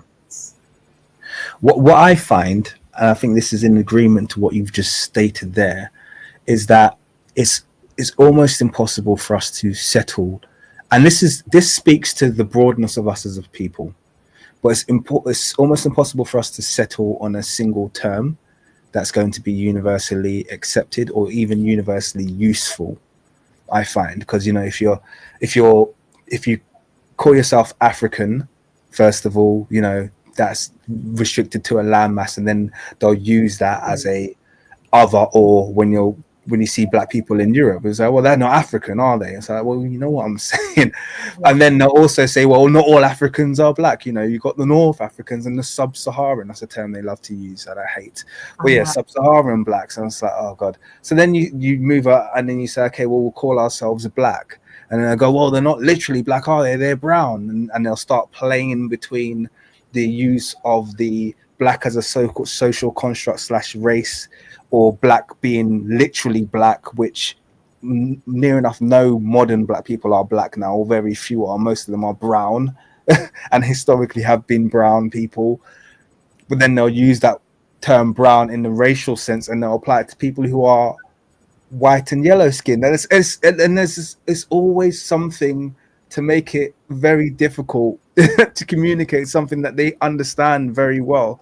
Everybody understands what's being said here, but they'll play with semantics and they'll play with, all manner of just like obfuscation to try and hide what's really obviously being spoken about. That's right. And I think all we can do as researchers is to be on top of our game and understand all of those intricacies and those demands on language. But what I will not do, and I refuse to do, is to abandon FBBs. Because you will see as we move through that it's a very powerful term, you see. It can't be remixed. It's telling you straight away that, black people are foundational to Britain, you see. And that's so very important. And also, just to conclude on what you just said there about people taking blackness literally, in issues 1 and 9 of my publications, I go into the science of blackness, which our ancestors fully understood and revered. And there is a wonderful artifact in which you have the Heru here positioned on what's that region called? The obligata, the medulla oblongata. This is the work of Dr. Richard King, and it is the most concentrated area of melanin. And I show this in those issues, and they have the eagle Heru positioned there. But I also have an Irish artifact, exactly the same from the 7th century. That what they were telling you is that deep within you is the hidden self, the hidden consciousness. So, we don't throw away these wonderful historical evidences that are there, that our ancestors have maintained for us to return to and to understand what they're looking at. You see, that's very, very important. You know what's interesting? So you just mentioned the medulla oblongata, and obviously its location at the back of the head. And that once again gets me thinking about some of the distinctions that we have as melanated people. And one of them is that thing within our community that we call hook head or peanut head, which I thought was universal. And then I found out, no, it's actually a very melanated thing. Wow. To have in terms of the difference of our head shape. So black people are much more likely to have dolichocephalic heads, which is basically the long head with, well, it's not just the fact that it's long, it's also the fact that that kind of rear protrusion of the head. So even when you get other groups that have dolichocephalic heads, it tends to be more kind of like a protrusion of the front, whereas with black people it will be the rear. So even when we're not dolichocephalic, we have that kind of like thing that we have in our community that we always mock each other for. We'll say peanut head or hook head or whatever, but that's literally a trait, and that seems to be related with perhaps our relationship with that point in our brain that you're talking about, the medulla oblongata. That's so very, very interesting. You see, you can connect everything. This is why all history is a current event. Once you get into the history, you can usually apply it in a modern day way, that has relevance, you see. If we can move on. Yeah. So okay. So this is a very important slide, because when people say to me, but how do you know that they're foundational? I put up every single front cover of my publications, which do it overwhelmingly so, that black people are foundational to Britain. And every single image is deliberate. I mean, even if you look at to the right, you can see the multicolored and the copper. It's a coin. That's Alexander II of Scotland, whose mother is French, and she has a Beaumont lineage. And I'm writing about, I just found this now, I'm going to put it in the appendices in part 2, and I have the Beaumont lineage, who are foundational black French. You see, once we ask simple questions like, but why is Alexander got a French mother? Because all those migrations, all those influences, and of course that's my work on the Black Normans, which a lot of people, that is a major methodological key that is now fueling a lot of this work. And of course, if you go down to the bottom, the lower ones, of course, the Sacred Dragon, which deals with King Arthur and the Knights of the Round Table, who, it's because it's a jigsaw puzzle, you start to look at the dictionary and you see the Knights of the Order of the Garter, James Orderly, and what Edward III set up. Of course, I'm not going to go into that because it's just, whoa, that's another presentation. But you can see the third one in on the left is Edward the Confessor. Wow. A major political figure of Britain. And you can't see his phenotype, but he clearly has a distinct phenotype. The lips and the nose and so on. And so I just put up the front covers and I said that black people are foundational to Britain because there are thousands of references in these publications, countless pieces of evidence that I just cannot even enumerate. Yeah, and it's strange because you have all of this visual evidence, but then there's also the contemporaneous literary support, which has to be, and this is the thing when you're in our space, it has to be explained away. If we take things literally, it supports everything that you say. When we find contemporaneous sources, it supports everything that we say. But what we're constantly in contention with is the modern kind of explanations outside of the literal. That's what we're constantly, because so things that, oh no, that, Benjamin Franklin didn't mean that. When he wrote that letter, he didn't mean that. He just they were all white people, but that swarthy doesn't mean that, or complexion doesn't mean that. Complexion means hair. Like, no, hair means hair. But it has to suit that particular frame, that mentality. And I think also what we're dealing with, which I think is also very important, on one hand, we have to take into account that many of these historians, past and present, simply did not know about this information, this history. It was not part of their consciousness, and it wasn't actually out there. And I think that's important. We give too much credit to later Europeans who classify themselves as white, that they simply did not know about what is being uncovered.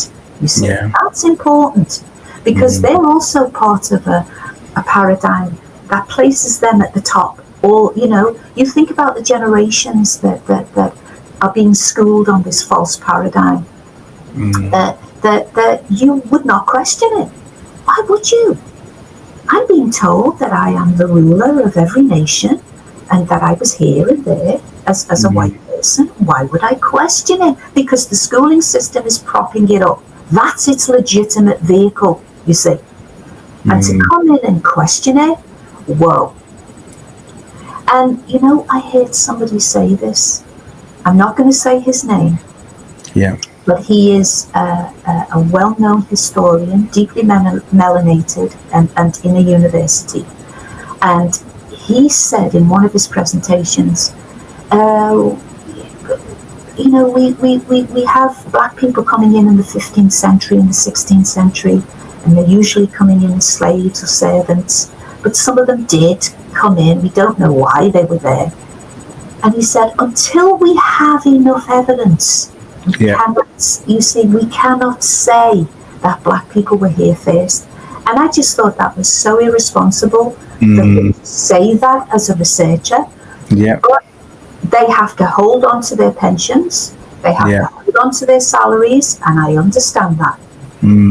I'm a little bit critical of it because you also have an ethical responsibility, like I do. Like I said at the beginning of this presentation, we never put our heads above the parapet unless we have copious amounts of evidence. If you could see my office right now, what is in post-production, future production, it would blow you away. But as a researcher, that is my responsibility. I have to meet my burden of proof. You see, it's not in my mind. It's not a fantasy. It's not, oh, I wish it was so. No, it's the evidence, you see. And those lecturers, those individuals who have these positions in these universities, they cannot go near this evidence, you see. we have to understand the political and economic reasons for this. But it's almost like this default to accept whiteness, without evidence. So Yes. when it comes to the opposite, it's like we don't need any evidence for that. Yeah. That's just the assumption, regardless of the fact that the assumption has already in real time within our generation being disproven by genetics. They know what Cheddar Man looked like. And even that was a bit of a cope, but I'm not going to go into that right now. They know what Cheddar Man looked like. They know what Beachy Head Lady looked like. They know what Ivory Bandle. They know what all of these archaic Brits look like. And every time, the people who made the Stonehenge recently come out, genetic studies that they were deeply melanated. So they know what all of these people look like historically through time. And yet, the accepted default is still the fact that we don't need to explain where whiteness came from. It was always here. But then when you have like you just said, the copious amounts of evidence there, first of all, the genetics is agreeing with your research, but then on top of that, you're presenting all of the artifacts and the anthropology and all the things to kind of go with and support that.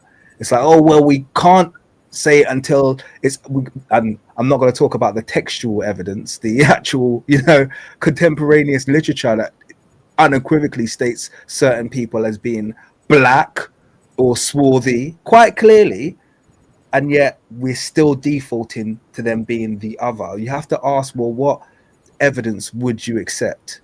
At what point do we cross that precipice where you go, oh, well, now it's acceptable to say that these people were were black?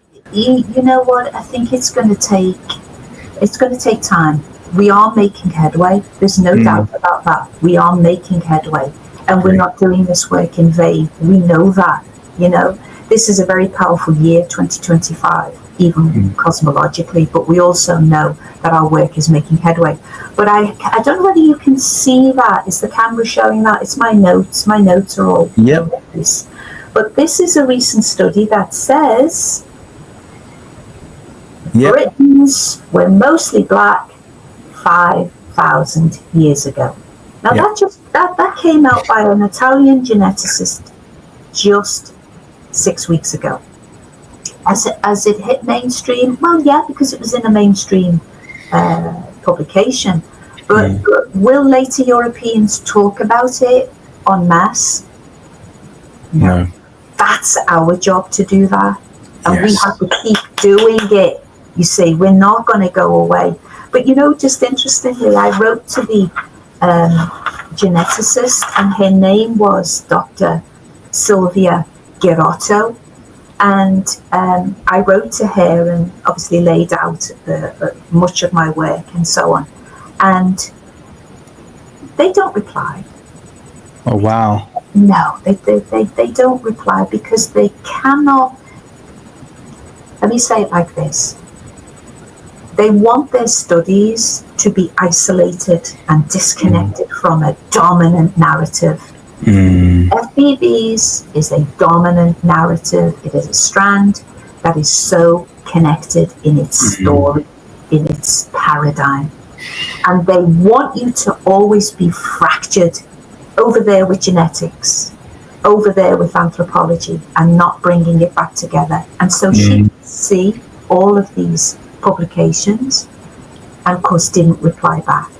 So, this is why we must do it ourselves. It's disappointing. It's disappointing. Yeah. Your example of the brown baby. I actually wrote to the author of she did a museum presentation in Somerset, and of course so much evidence on Somerset, and I wrote to her explaining that those children, those brown babies, and there's a wonderful photograph of them, and I did a presentation on it, and I said that they are indigenous. They are foundational Black Britons, those children, and they were never told that. Thank you. And you know what she said? She actually replied, and I couldn't believe it. I was shocked. And she wrote, "I'm not sure what you mean by foundational ...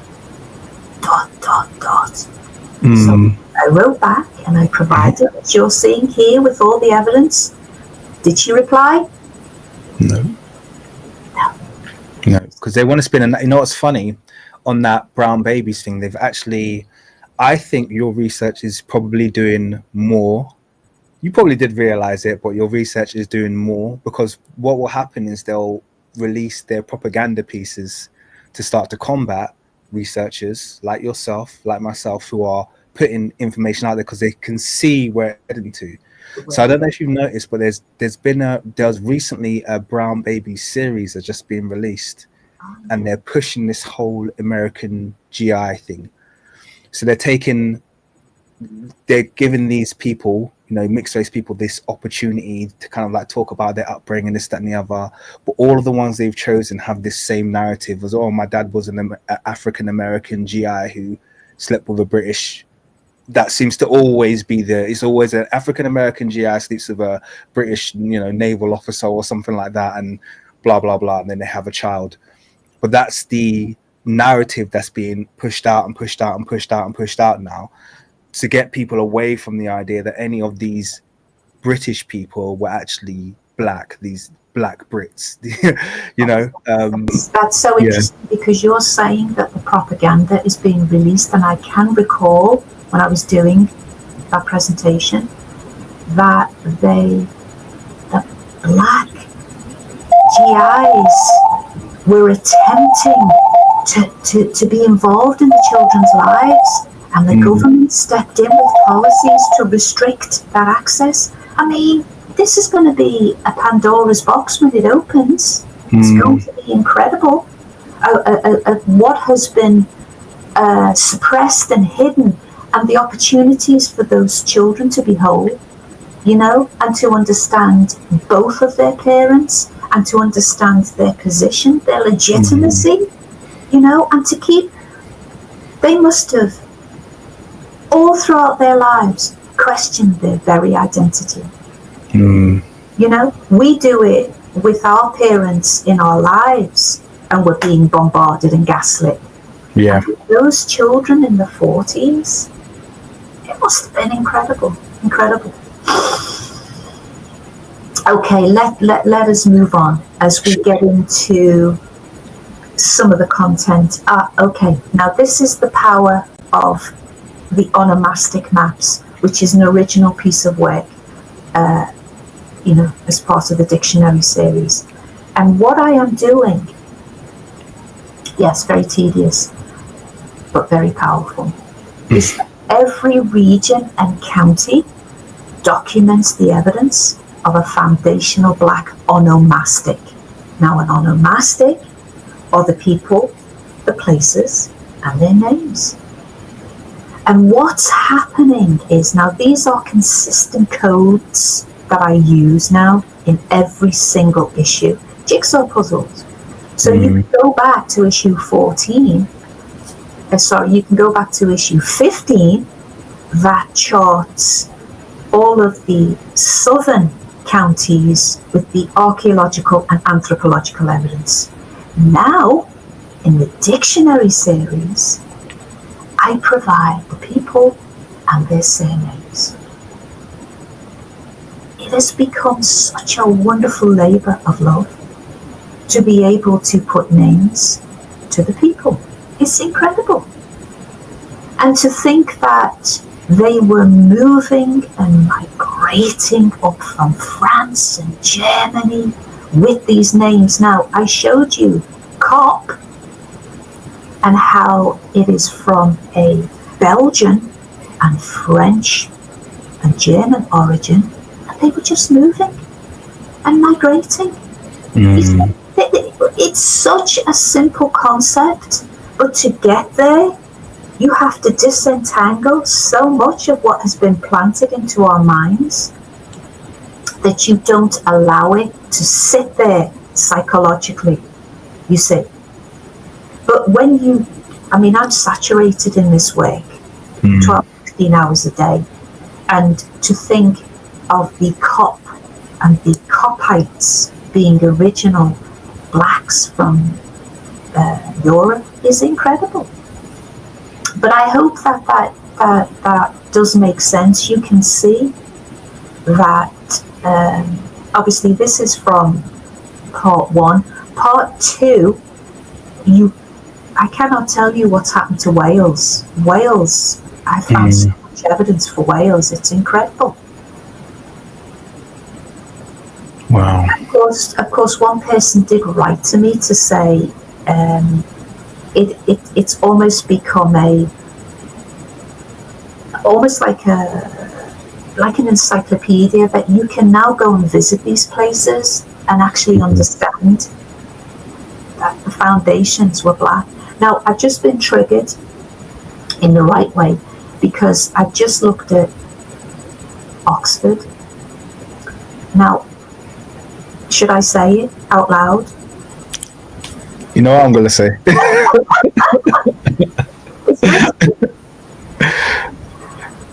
I'm going to, only because of the evidence, you know how I work theoretically, got to have so much evidence. But Oxford University was founded by John Balliol. He's a foundational black French individual who moves up, has properties in Scotland, and his wife is de Vergilla, a Havesiel, and it's all melanated deeply. And they, on his death, she opens up Oxford University. Wow. And Oxford, is that the first or one of the first in terms of university? It's one of the first, so it's around 1255, 1260, because there's a branch of them from the main university. But Balliol University is founded by a foundational black ruler. In fact, but then you see, for you to, for the listening audience, I'm nested in Oxford's beginnings from my previous issues, and you see all of those early foundational people and their material culture emerging in that very royal region. You see, you have to go back and read it before you reject what I have just said, and it becomes perfectly reasonable. But what we must also put in synergy is what's happening in Spain. You get those leading universities being set up by the Moors in Spain. So this intellectual movement was very coordinated across Europe, and particularly in Britain. You see, it was seamless in terms of the migrations and the peopling and the intellectual ideas. It's incredible. I cannot wait for people to read part 2. Wow. You know what's really... Sorry, go on. No, please. I was just going to jump on the fact that you mentioned Spain there, and the Moors, because once again, I keep talking about the fact that these genetic studies are being released, and you have to be really careful, because they're in spite of the fact that the genetics agrees with what we're talking about, they are very adept at spinning the genetic studies in their favors. In other words, changing the face of these populations they're talking about and somehow trying to make them related when they're not related, and, you know, demelanating them, for want of a better word. They're very, very good at that. Yeah. So one of the recent ones is that the Green Sahara now, you know, Africa, they're trying to claim Green Sahara as Caucasoid part of the world. You know, this is the, you know, this is what we deal with. But the point, the reason I was raising that is because a very recent study came out. And when I say very recent, I think it came out on Friday or Thursday. This is very, very recent. So it's hot off the press, which proves something that I've always said, which was that I've never believed there was an invasion of the Moors. I believe that there was a conversion of the Moors to Islam, but the people of that part of the world were always melanated. There was no big population replacement. And actually the Reconquista is a very recent piece of propaganda that was put out in the late 19th century. It didn't exist before then. It was just called the Crusades, and they rebranded it and said the Reconquista to give this idea that they were there originally. Then the blacks came and then they got back in power, but there's no historical evidence to support that. Well, here's the really interesting thing. The genomic studies that they've just done now prove that. It proves that southern Italy, Spain, Iberia has continuous genetic continuity right up until the 17th century, and then a complete population swap. That's what the genetics says.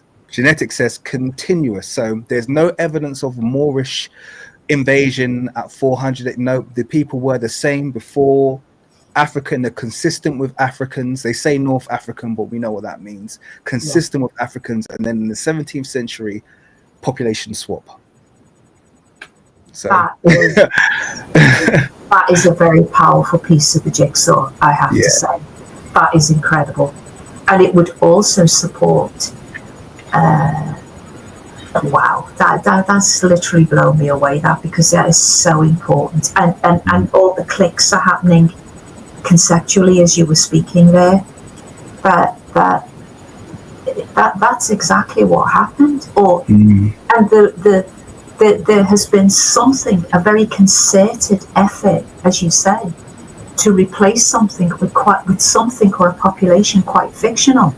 So I was thinking, just as you were speaking there, of the work of, I can never say his name, is another Italian geneticist, ironically, Sforza, and I know this because of the work of Dr. David Imhotep, who's now with the Ancestors, and he said through his massive piece of work, it was the geography, the mapping of the genomes over, I think it was like 20 years. And on page 145, he says, I know because I did get the book out of the library, it was massive. On page 145, that white skin is only 5,000 years old. Yeah. And I just thought, gosh, that changes everything. But you say it's very in keeping with the evidence that we keep finding, you see.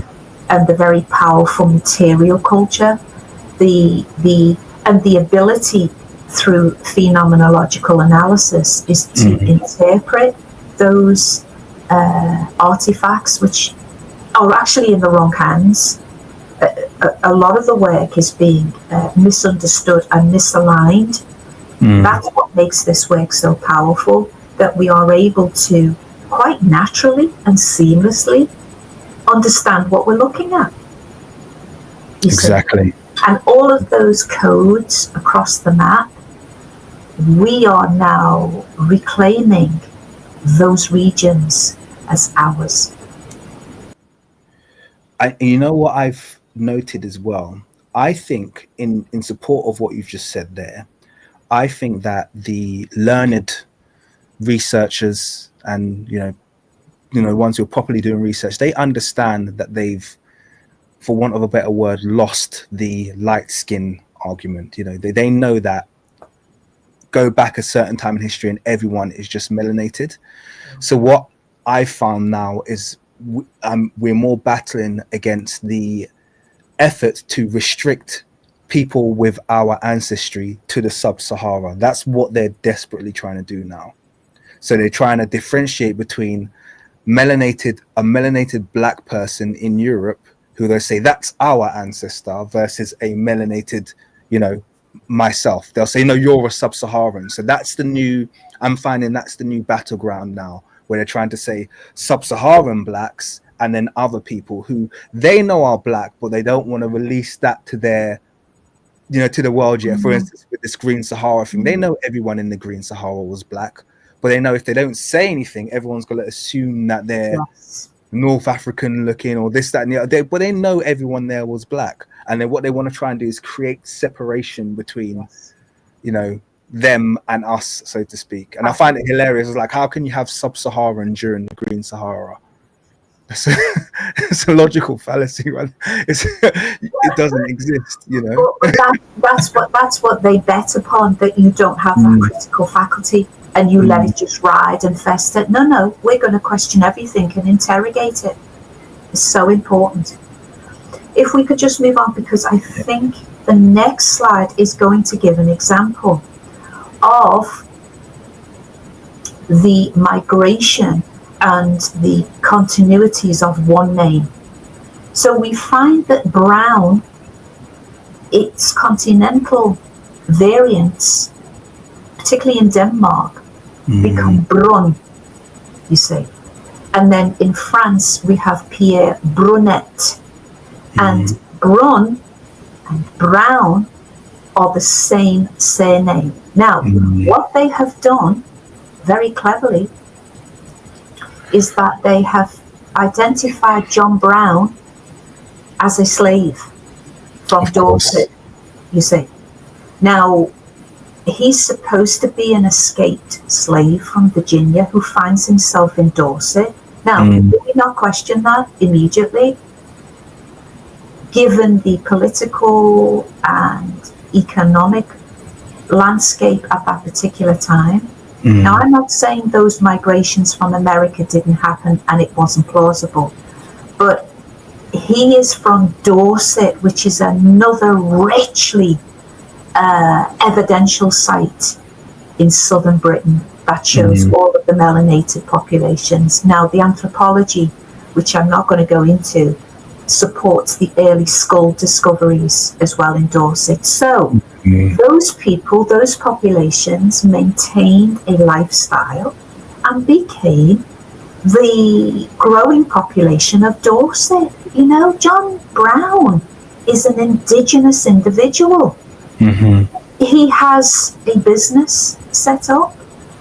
He's dealing in herbs and apothecary, very popular in France. And we have court papers that show he's taking his clients to be prosecuted for lack of payment for his services. Now, is that the actions of a slave? You see? It's ridiculous. Can I just jump in really quickly, because I just want to make a point, because this is something, there is other researchers who will always describe these people when they turn up as African, but they never ever have African names, ever. And they'll say, oh, this person was, and it's like, well, why have they got a fully, English or Spanish or, they never have African names. So it's like, where's the evidence for them being African, other than the fact that some contemporaneous scholar is interpreting in that way because they've got black skin? That's right. And if we go to, now I'm just here at the dictionary, and if I go to pages, I just want to read this bit out because it is important. If I go to Brown, and it says, in 2 of the South Midland counties of England, leads to that of colour names, as surnames and place names, which were derived from our original settlers. For example, Brown has been derived from the Anglo-Saxon brun, you see brun here, signifying brown. It is not unreasonable to doubt that when our forefathers called a man brun or brown, they gave him his name as a description of a brown complexion. And that's from Shaw's 1906 work. You see?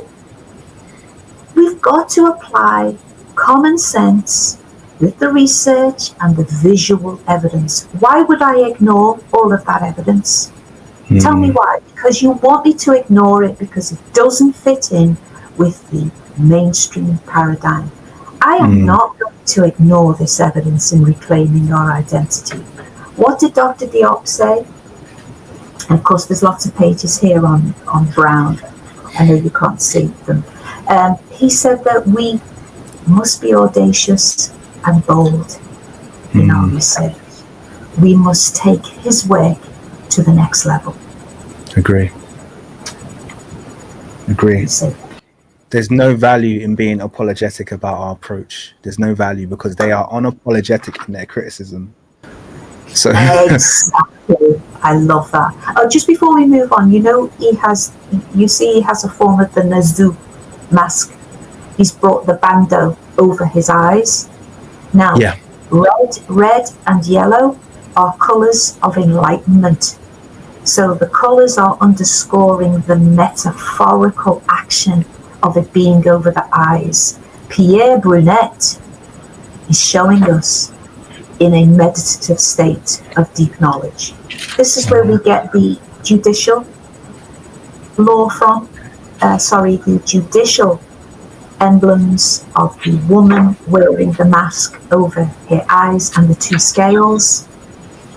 It has, and of course I'm going to be doing a lot of work in France as well to show the origins and the stem of that thinking into law. Okay. Can I ask you quickly before we progress, just to extend on this headband, because I've wondered for a long time what it represents, because sometimes it's worn on the foreheads, but you see it extensively in historic kind of Moorish iconography. You see it on like the Wild Men and the Moors tapestry. They have this headband. Yeah.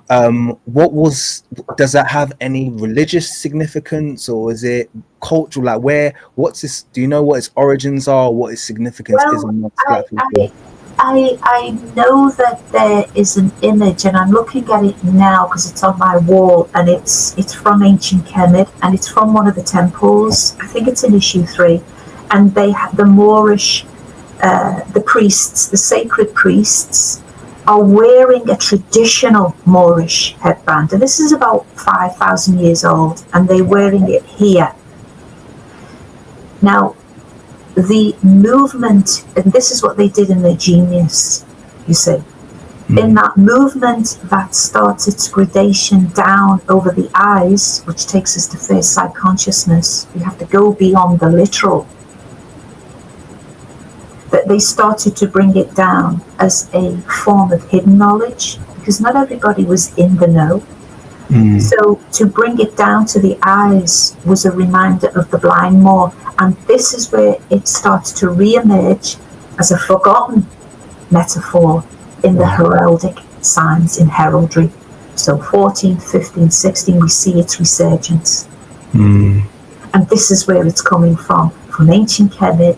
The African traditions are being revered and upheld in Europe through heraldry. And I do write about that in the dictionary, and I hope people can actually see it. Can you see the continuities in Germany and Belgium? Yes. You see. So this is what they wanted us to know. You know, what would be the point in me understanding this deep esoteric teaching if I didn't pass it on to the listeners, to the viewers, to our children? You see, because once you get into first sight consciousness, a whole paradigm opens up, and you see it here behind me in Ireland. You see, if there's one thing that I want to really come across today, are these cultural continuities. It's happening in Germany, it's happening in France, it's happening in Belgium, it's happening in Ireland, it's happening in Scotland, and it's happening in Britain, you see. And this has all been disrupted and fragmented, and we're putting the pieces back together in an elaborate jigsaw puzzle. Wow. Okay, and I think we do have, I think there's another example of a name onomastically. Yeah, this is another powerful one in the dictionary. And so we find the name Andrew and Andrews. We find that coming from a Greek stem or origin, and of course we know the original Greeks, the Pelasgians, were melanated people, and so they're moving through with this name, which becomes a very popular name in Greek. Now, you cannot see it here. I go into all of its symbology, because those heraldic crests are semiotic texts. It is language being portrayed in very powerful instant messages, and phenomenology allows you to access them and read them. So he has I'm not going to go into the shield, but he has a bird. You see the bird positioned here on his collarbone. Now the bird is very, very, very important. It is from a West African tradition, and it is our sacred mothers. Awan Iya Wa. I actually talked about that in issue 4 and 5. So this person, Andrew, is in perfect balance because he has the feminine essence here on his collarbone. It's very, very important. And of course, underscored by the diamond in his ear, which is a feminine logo. Now, of course, I'm not going to go into reading because there's a lot of information in the dictionary on pages 19 to 26 and copious amounts of Andrew as the original surname. Now, what I have found very interesting, and it relates to John Brown, is that Barber, Francis Barber, here in the middle, is being labeled as a Negro servant. Now, my evidence is showing that Barber, or Barbie, or Barbe, is a French surname onomastically, and of course I show this in the dictionary, and they were noble rulers, leading families, moving through into Britain and those relationships. Now, back to the bird. The Barber symbology, its silk geography is a bird. And you see that in the dictionary with a melanated face and the body of a bird. And then we move over to Bridges. Now, Bridges in Kent were a leading noble family with so much wealth, it will blow you away. And they become, there's a very royal title called the Chandos title, and they were one of the holders of that particular title, the Bridges. Now, the Bridges is also found in Germany as Bruck or Brick, and those populations were responsible for the infrastructure of a town or a city, and those were the bridges, and they built the bridges, literally. So in order to do that, you have to have a lot of wealth, because you have to be in possession of all the raw materials and the architects and the skill set. So you will see that in the dictionary of these noble artisans moving through with their wealth and creating these populations. That's phenomenal. Were you going to touch on the because I know you've got more research in regards to the barber and the human head with the body of the bird? Yes. Were you going to touch any more on that in this presentation or not? Or if we've got time, we might come back. But as you can see, which I think is so very important, that we must become onomastics ourselves, if that is even a term. Every time you see a code, you see that this is where I'm training my own brain in the research. Every time I see, for example, you see barbers, it looks like a grid. I know that that's London.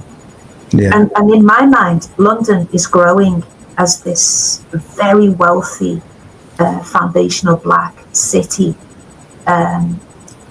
You see what's just triggered that onomastically? This is what it does. This is the power of this way. If we go to Becket, if we look at, and I know that you have, can you see Thomas Becket? Yep. I mean, I can look at that image all day. He's just so powerfully beautiful. But his father is a rich merchant born in Normandy, you see. And his father has, and I think you can see the map on page 83. I've put the location where his father had all the properties in, which is now called Cheapside, but it was Chepping in London. Oh wow! You see? Yeah, I can see that. Yeah. You see, and Gilbert Becket was his father, and he was a man of considerable wealth. You see how I'm bringing through from France. Can you pull that picture of Thomas Becket up again? I want to full screen it because I want people to see the details of his facial features. You know, if there's any doubt, it's just, you know, that this is a melanated man without any shadow of a doubt. So thank you for that. And I will gonna add the reason I asked about the bar, but this the barber was this image here. This image, which I'm probably sure you know, in ancient Kemet was called the bar. Yes. It's called the bar. Wow. Literally, it's called the bar. So when you see that human head with body of the bird, it's called the bar. And that's incredible that you've said that, because of course I know that, but I didn't put it in the text. You see? Thank you for that. That is incredible. You see how a syllable, how a phoneme, how it becomes a surname. Oh, thank you for that. That is so powerful. Every time I read your work, it's just triggers. Beautiful. Right now, the hardest thing I'm doing is staying quiet when you're speaking. It's the hardest thing for me to do. Oh, that's so brilliant, because it's meant to do that. You see what's happening, because it is so authentic, the research. It's triggering your natural neurons, because it's our history. You're in it because you're of it, you see. That's why I'm able to always be in a flow state, because I'm in it, because I'm of it. And the next slide, I'm not sure who it shows. Does it? Could we move? It's the And so, if I could just conclude with the dictionary series of foundational Black British surnames is the product and evidence of a 10-year longitudinal project. Part 1 documents the Black nobility and ruling elites in Britain and their continental cultural continuities. That is just so fantastic. You just said that to me with the bar. That is so brilliant. Part 2 continues with the onomastic evidence. For example, Conqueror is a Norman French surname. Now, a lot of people don't like that when I start to say that, but the evidence is in part 2, and I show the families who have the name Conqueror, Concurrent, you see. Wow. Liverpool's first charter was founded by the foundational Black King John, another explosive bomb, and was not founded upon slavery. Oxford University was founded by the FB King John Balliol, which I mentioned before. And as a little sneaky peek, you can see the front cover of part 2, and that is Sir John Cooper of the Cooper lineage. And they were wealthy landowners in Hampshire. And obviously, because I'm working on part 2, if I could just convey to you the amount of land and manors and stately homes that he owned, it will blow you away. And we know in part 1, the front cover is from the Meynell family of Yorkshire. Tremendous wealthy landowners. And so, until next time, to Amsha, to awaken. Thank you. Amazing. Thank you so much.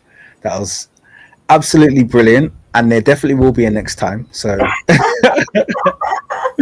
this isn't a one and done feature on my channel. I'm afraid it can't be that way, because there's wow.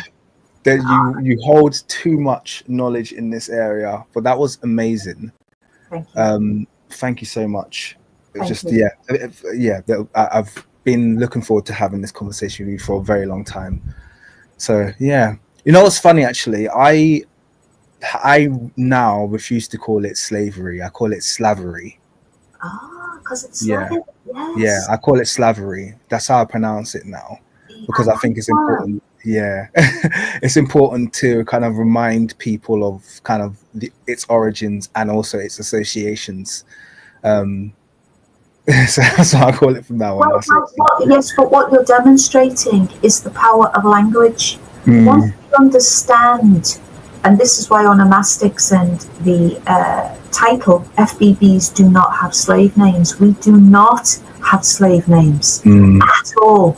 What has happened is it's been a period in the history which and I know that you're going to agree with this because of your conceptual mind frame, is that something has gone awry in terms of the chronology, and something has been placed insidiously into our psychological landscape and been accepted in the schooling system to teach as authentic history. That's what's happened. So, because of our rich, illustrious history, we're able to put this back together because as the foundation, as the founders, and therefore the creators, is it not logical that language would have been one of our precepts? You see, to be naming ourselves. What they want you to believe, later Europeans, is that we, as melanated populations, sat around for thousands of years and didn't name ourselves and waited till they came on the scene to be named. That is so ridiculous. And for people to say that we have slave names is not only offensive, but it flies in the face of primacy. Yeah. And what primordial people were doing, you see.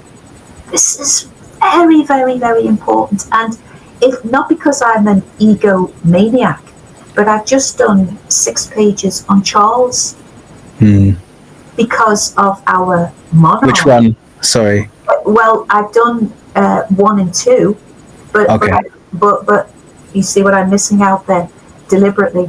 But what I've done is I've taken Charles from its French cognates as Carly, or Carl man.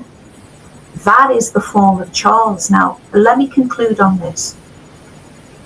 Oh, sorry. Obviously, you're talking about your surname.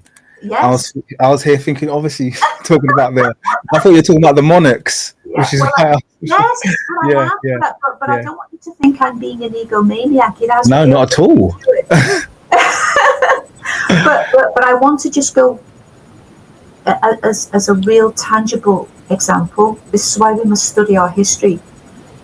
Charlemagne, whose name really is Charles, he's given Charles the Great much later, but his brother is called Carloman, which are 2 forms of Charles. Now, Charles, or Charlemagne, has a son called Le Pepin or Le Pipin Bossu. Bossu means hunchback or twisted knees, but Bossu is a French noble surname. And I've just documented it in part 2 of these doctors, lawyers, and notary to the king are the Bossu family. You see? Wow. And that name Bossu, I'm telling you, I'll find that. I'll find that in many places on the continent of Africa as well. That name Bossu. Guarantee you. You'll probably find it in Nigeria. Wow. Guarantee. Bossu. There's no way that can't be true. but in phonetics we have drop off of vowels and syllables sometimes. I think it's called it's gone from me now, but it's apocathori. Okay. No, it's not. It's apocapate. It just came to me. Apocapate. And it falls off. So think about that huge fashion house called Boss. And the perfume house, Boss. Yeah. You see? Yeah. They all have FB origins.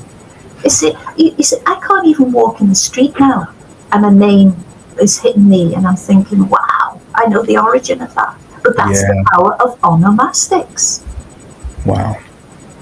And so, yeah, thank you for today. I hope you don't get a barrage of, comments that say this is.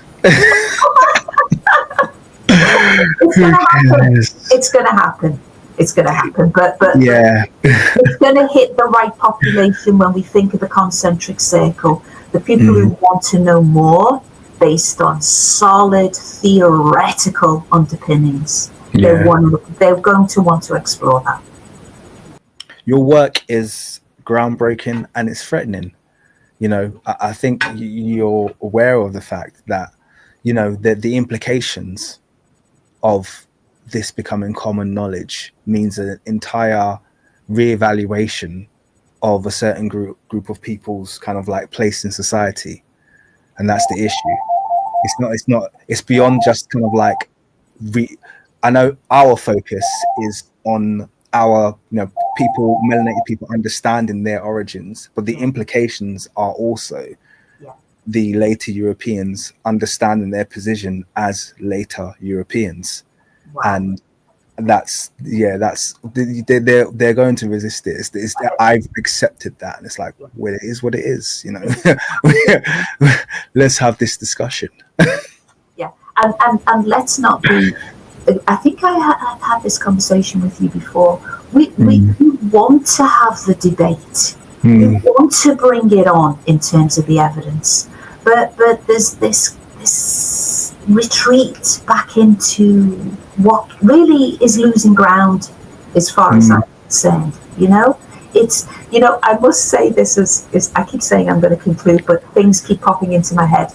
I was invited back last year as an alumni to my university just to present some of the work, and I have to say to you, it was very illuminating for me because I got a feel of the temperature of the room. And it was also very disappointing because I didn't present what I presented today because the dictionary wasn't there yet, but it was a lot of the issues that you saw on the other slide. And I was talking about the first migrations into Britain, and there was about 50 people in the audience with one or two melanated, but it was mainly later Europeans. And when I started my presentation, it was so tangible, the negativity, the arms started to fold, the eyes started to look down, the legs started to cross. All this negative energy, but you know what? I carried on. Because this evidence is so powerful, it gives you a second breath in the face of adversity. And I kept going. And at the end, I was ushered off the stage eventually. Wow. Oh, yeah, I was ushered off. And there wasn't one question from the audience. Not one. Not even, how dare you? Not one question came. You see? That's what we're up against. Because they will not want to engage you in debate because they know it will be a losing discussion. So they like controlled environments where they can control the outcome and not have to have a direct response. I've got numerous people out there who have channels dedicated to critiquing my work. Just that's all they do. Just literally the entire channel. Yeah, the entire channel is just kind of like, look what you said this time. But they are insistent on only presenting their work in a format where I can't challenge them. I've invited these people. I said, do you want to do an open debate regarding? No, they'll just try and start fights and arguments. And I realized it's pointless. I'm not trying to appease. Well, that's so important because we have to reserve our energy. This work is so taxing. I cannot tell you how exhausting it is. Above anybody how much time it takes. So I can't get distracted with time wasters, people who want to take you off course. I say, okay, if you want to have a debate, a reasoned, evidenced conversation, I'm here. But if you're just wanting to trip me up So you think, and you're going to waste my time with erroneous arguments. I'm not the person for you. I have such a job and responsibility to do, which is to produce evidenced material for our communities. I'm so glad that you have that understanding, because to be honest, there is a tendency. Some people find that kind of like open resistance and criticism, and it will push them into a shell, and they become a lot less productive. But I think you use it as a fuel, which is good. That's really good. I keep going. I'm not a Leo by accident. You know, you have to bring that Sekhmet energy, the Leo, and keep it moving and keep it pushing. Now, because this phone is going to go again. Yeah, let's go. And I'm going to have to go. But thank you for your time. Much. It was such a wonderful conversation with you, and I think your energy is beautiful. Thank you. Thank you. Likewise. Hopefully talk soon. Take care. Bye.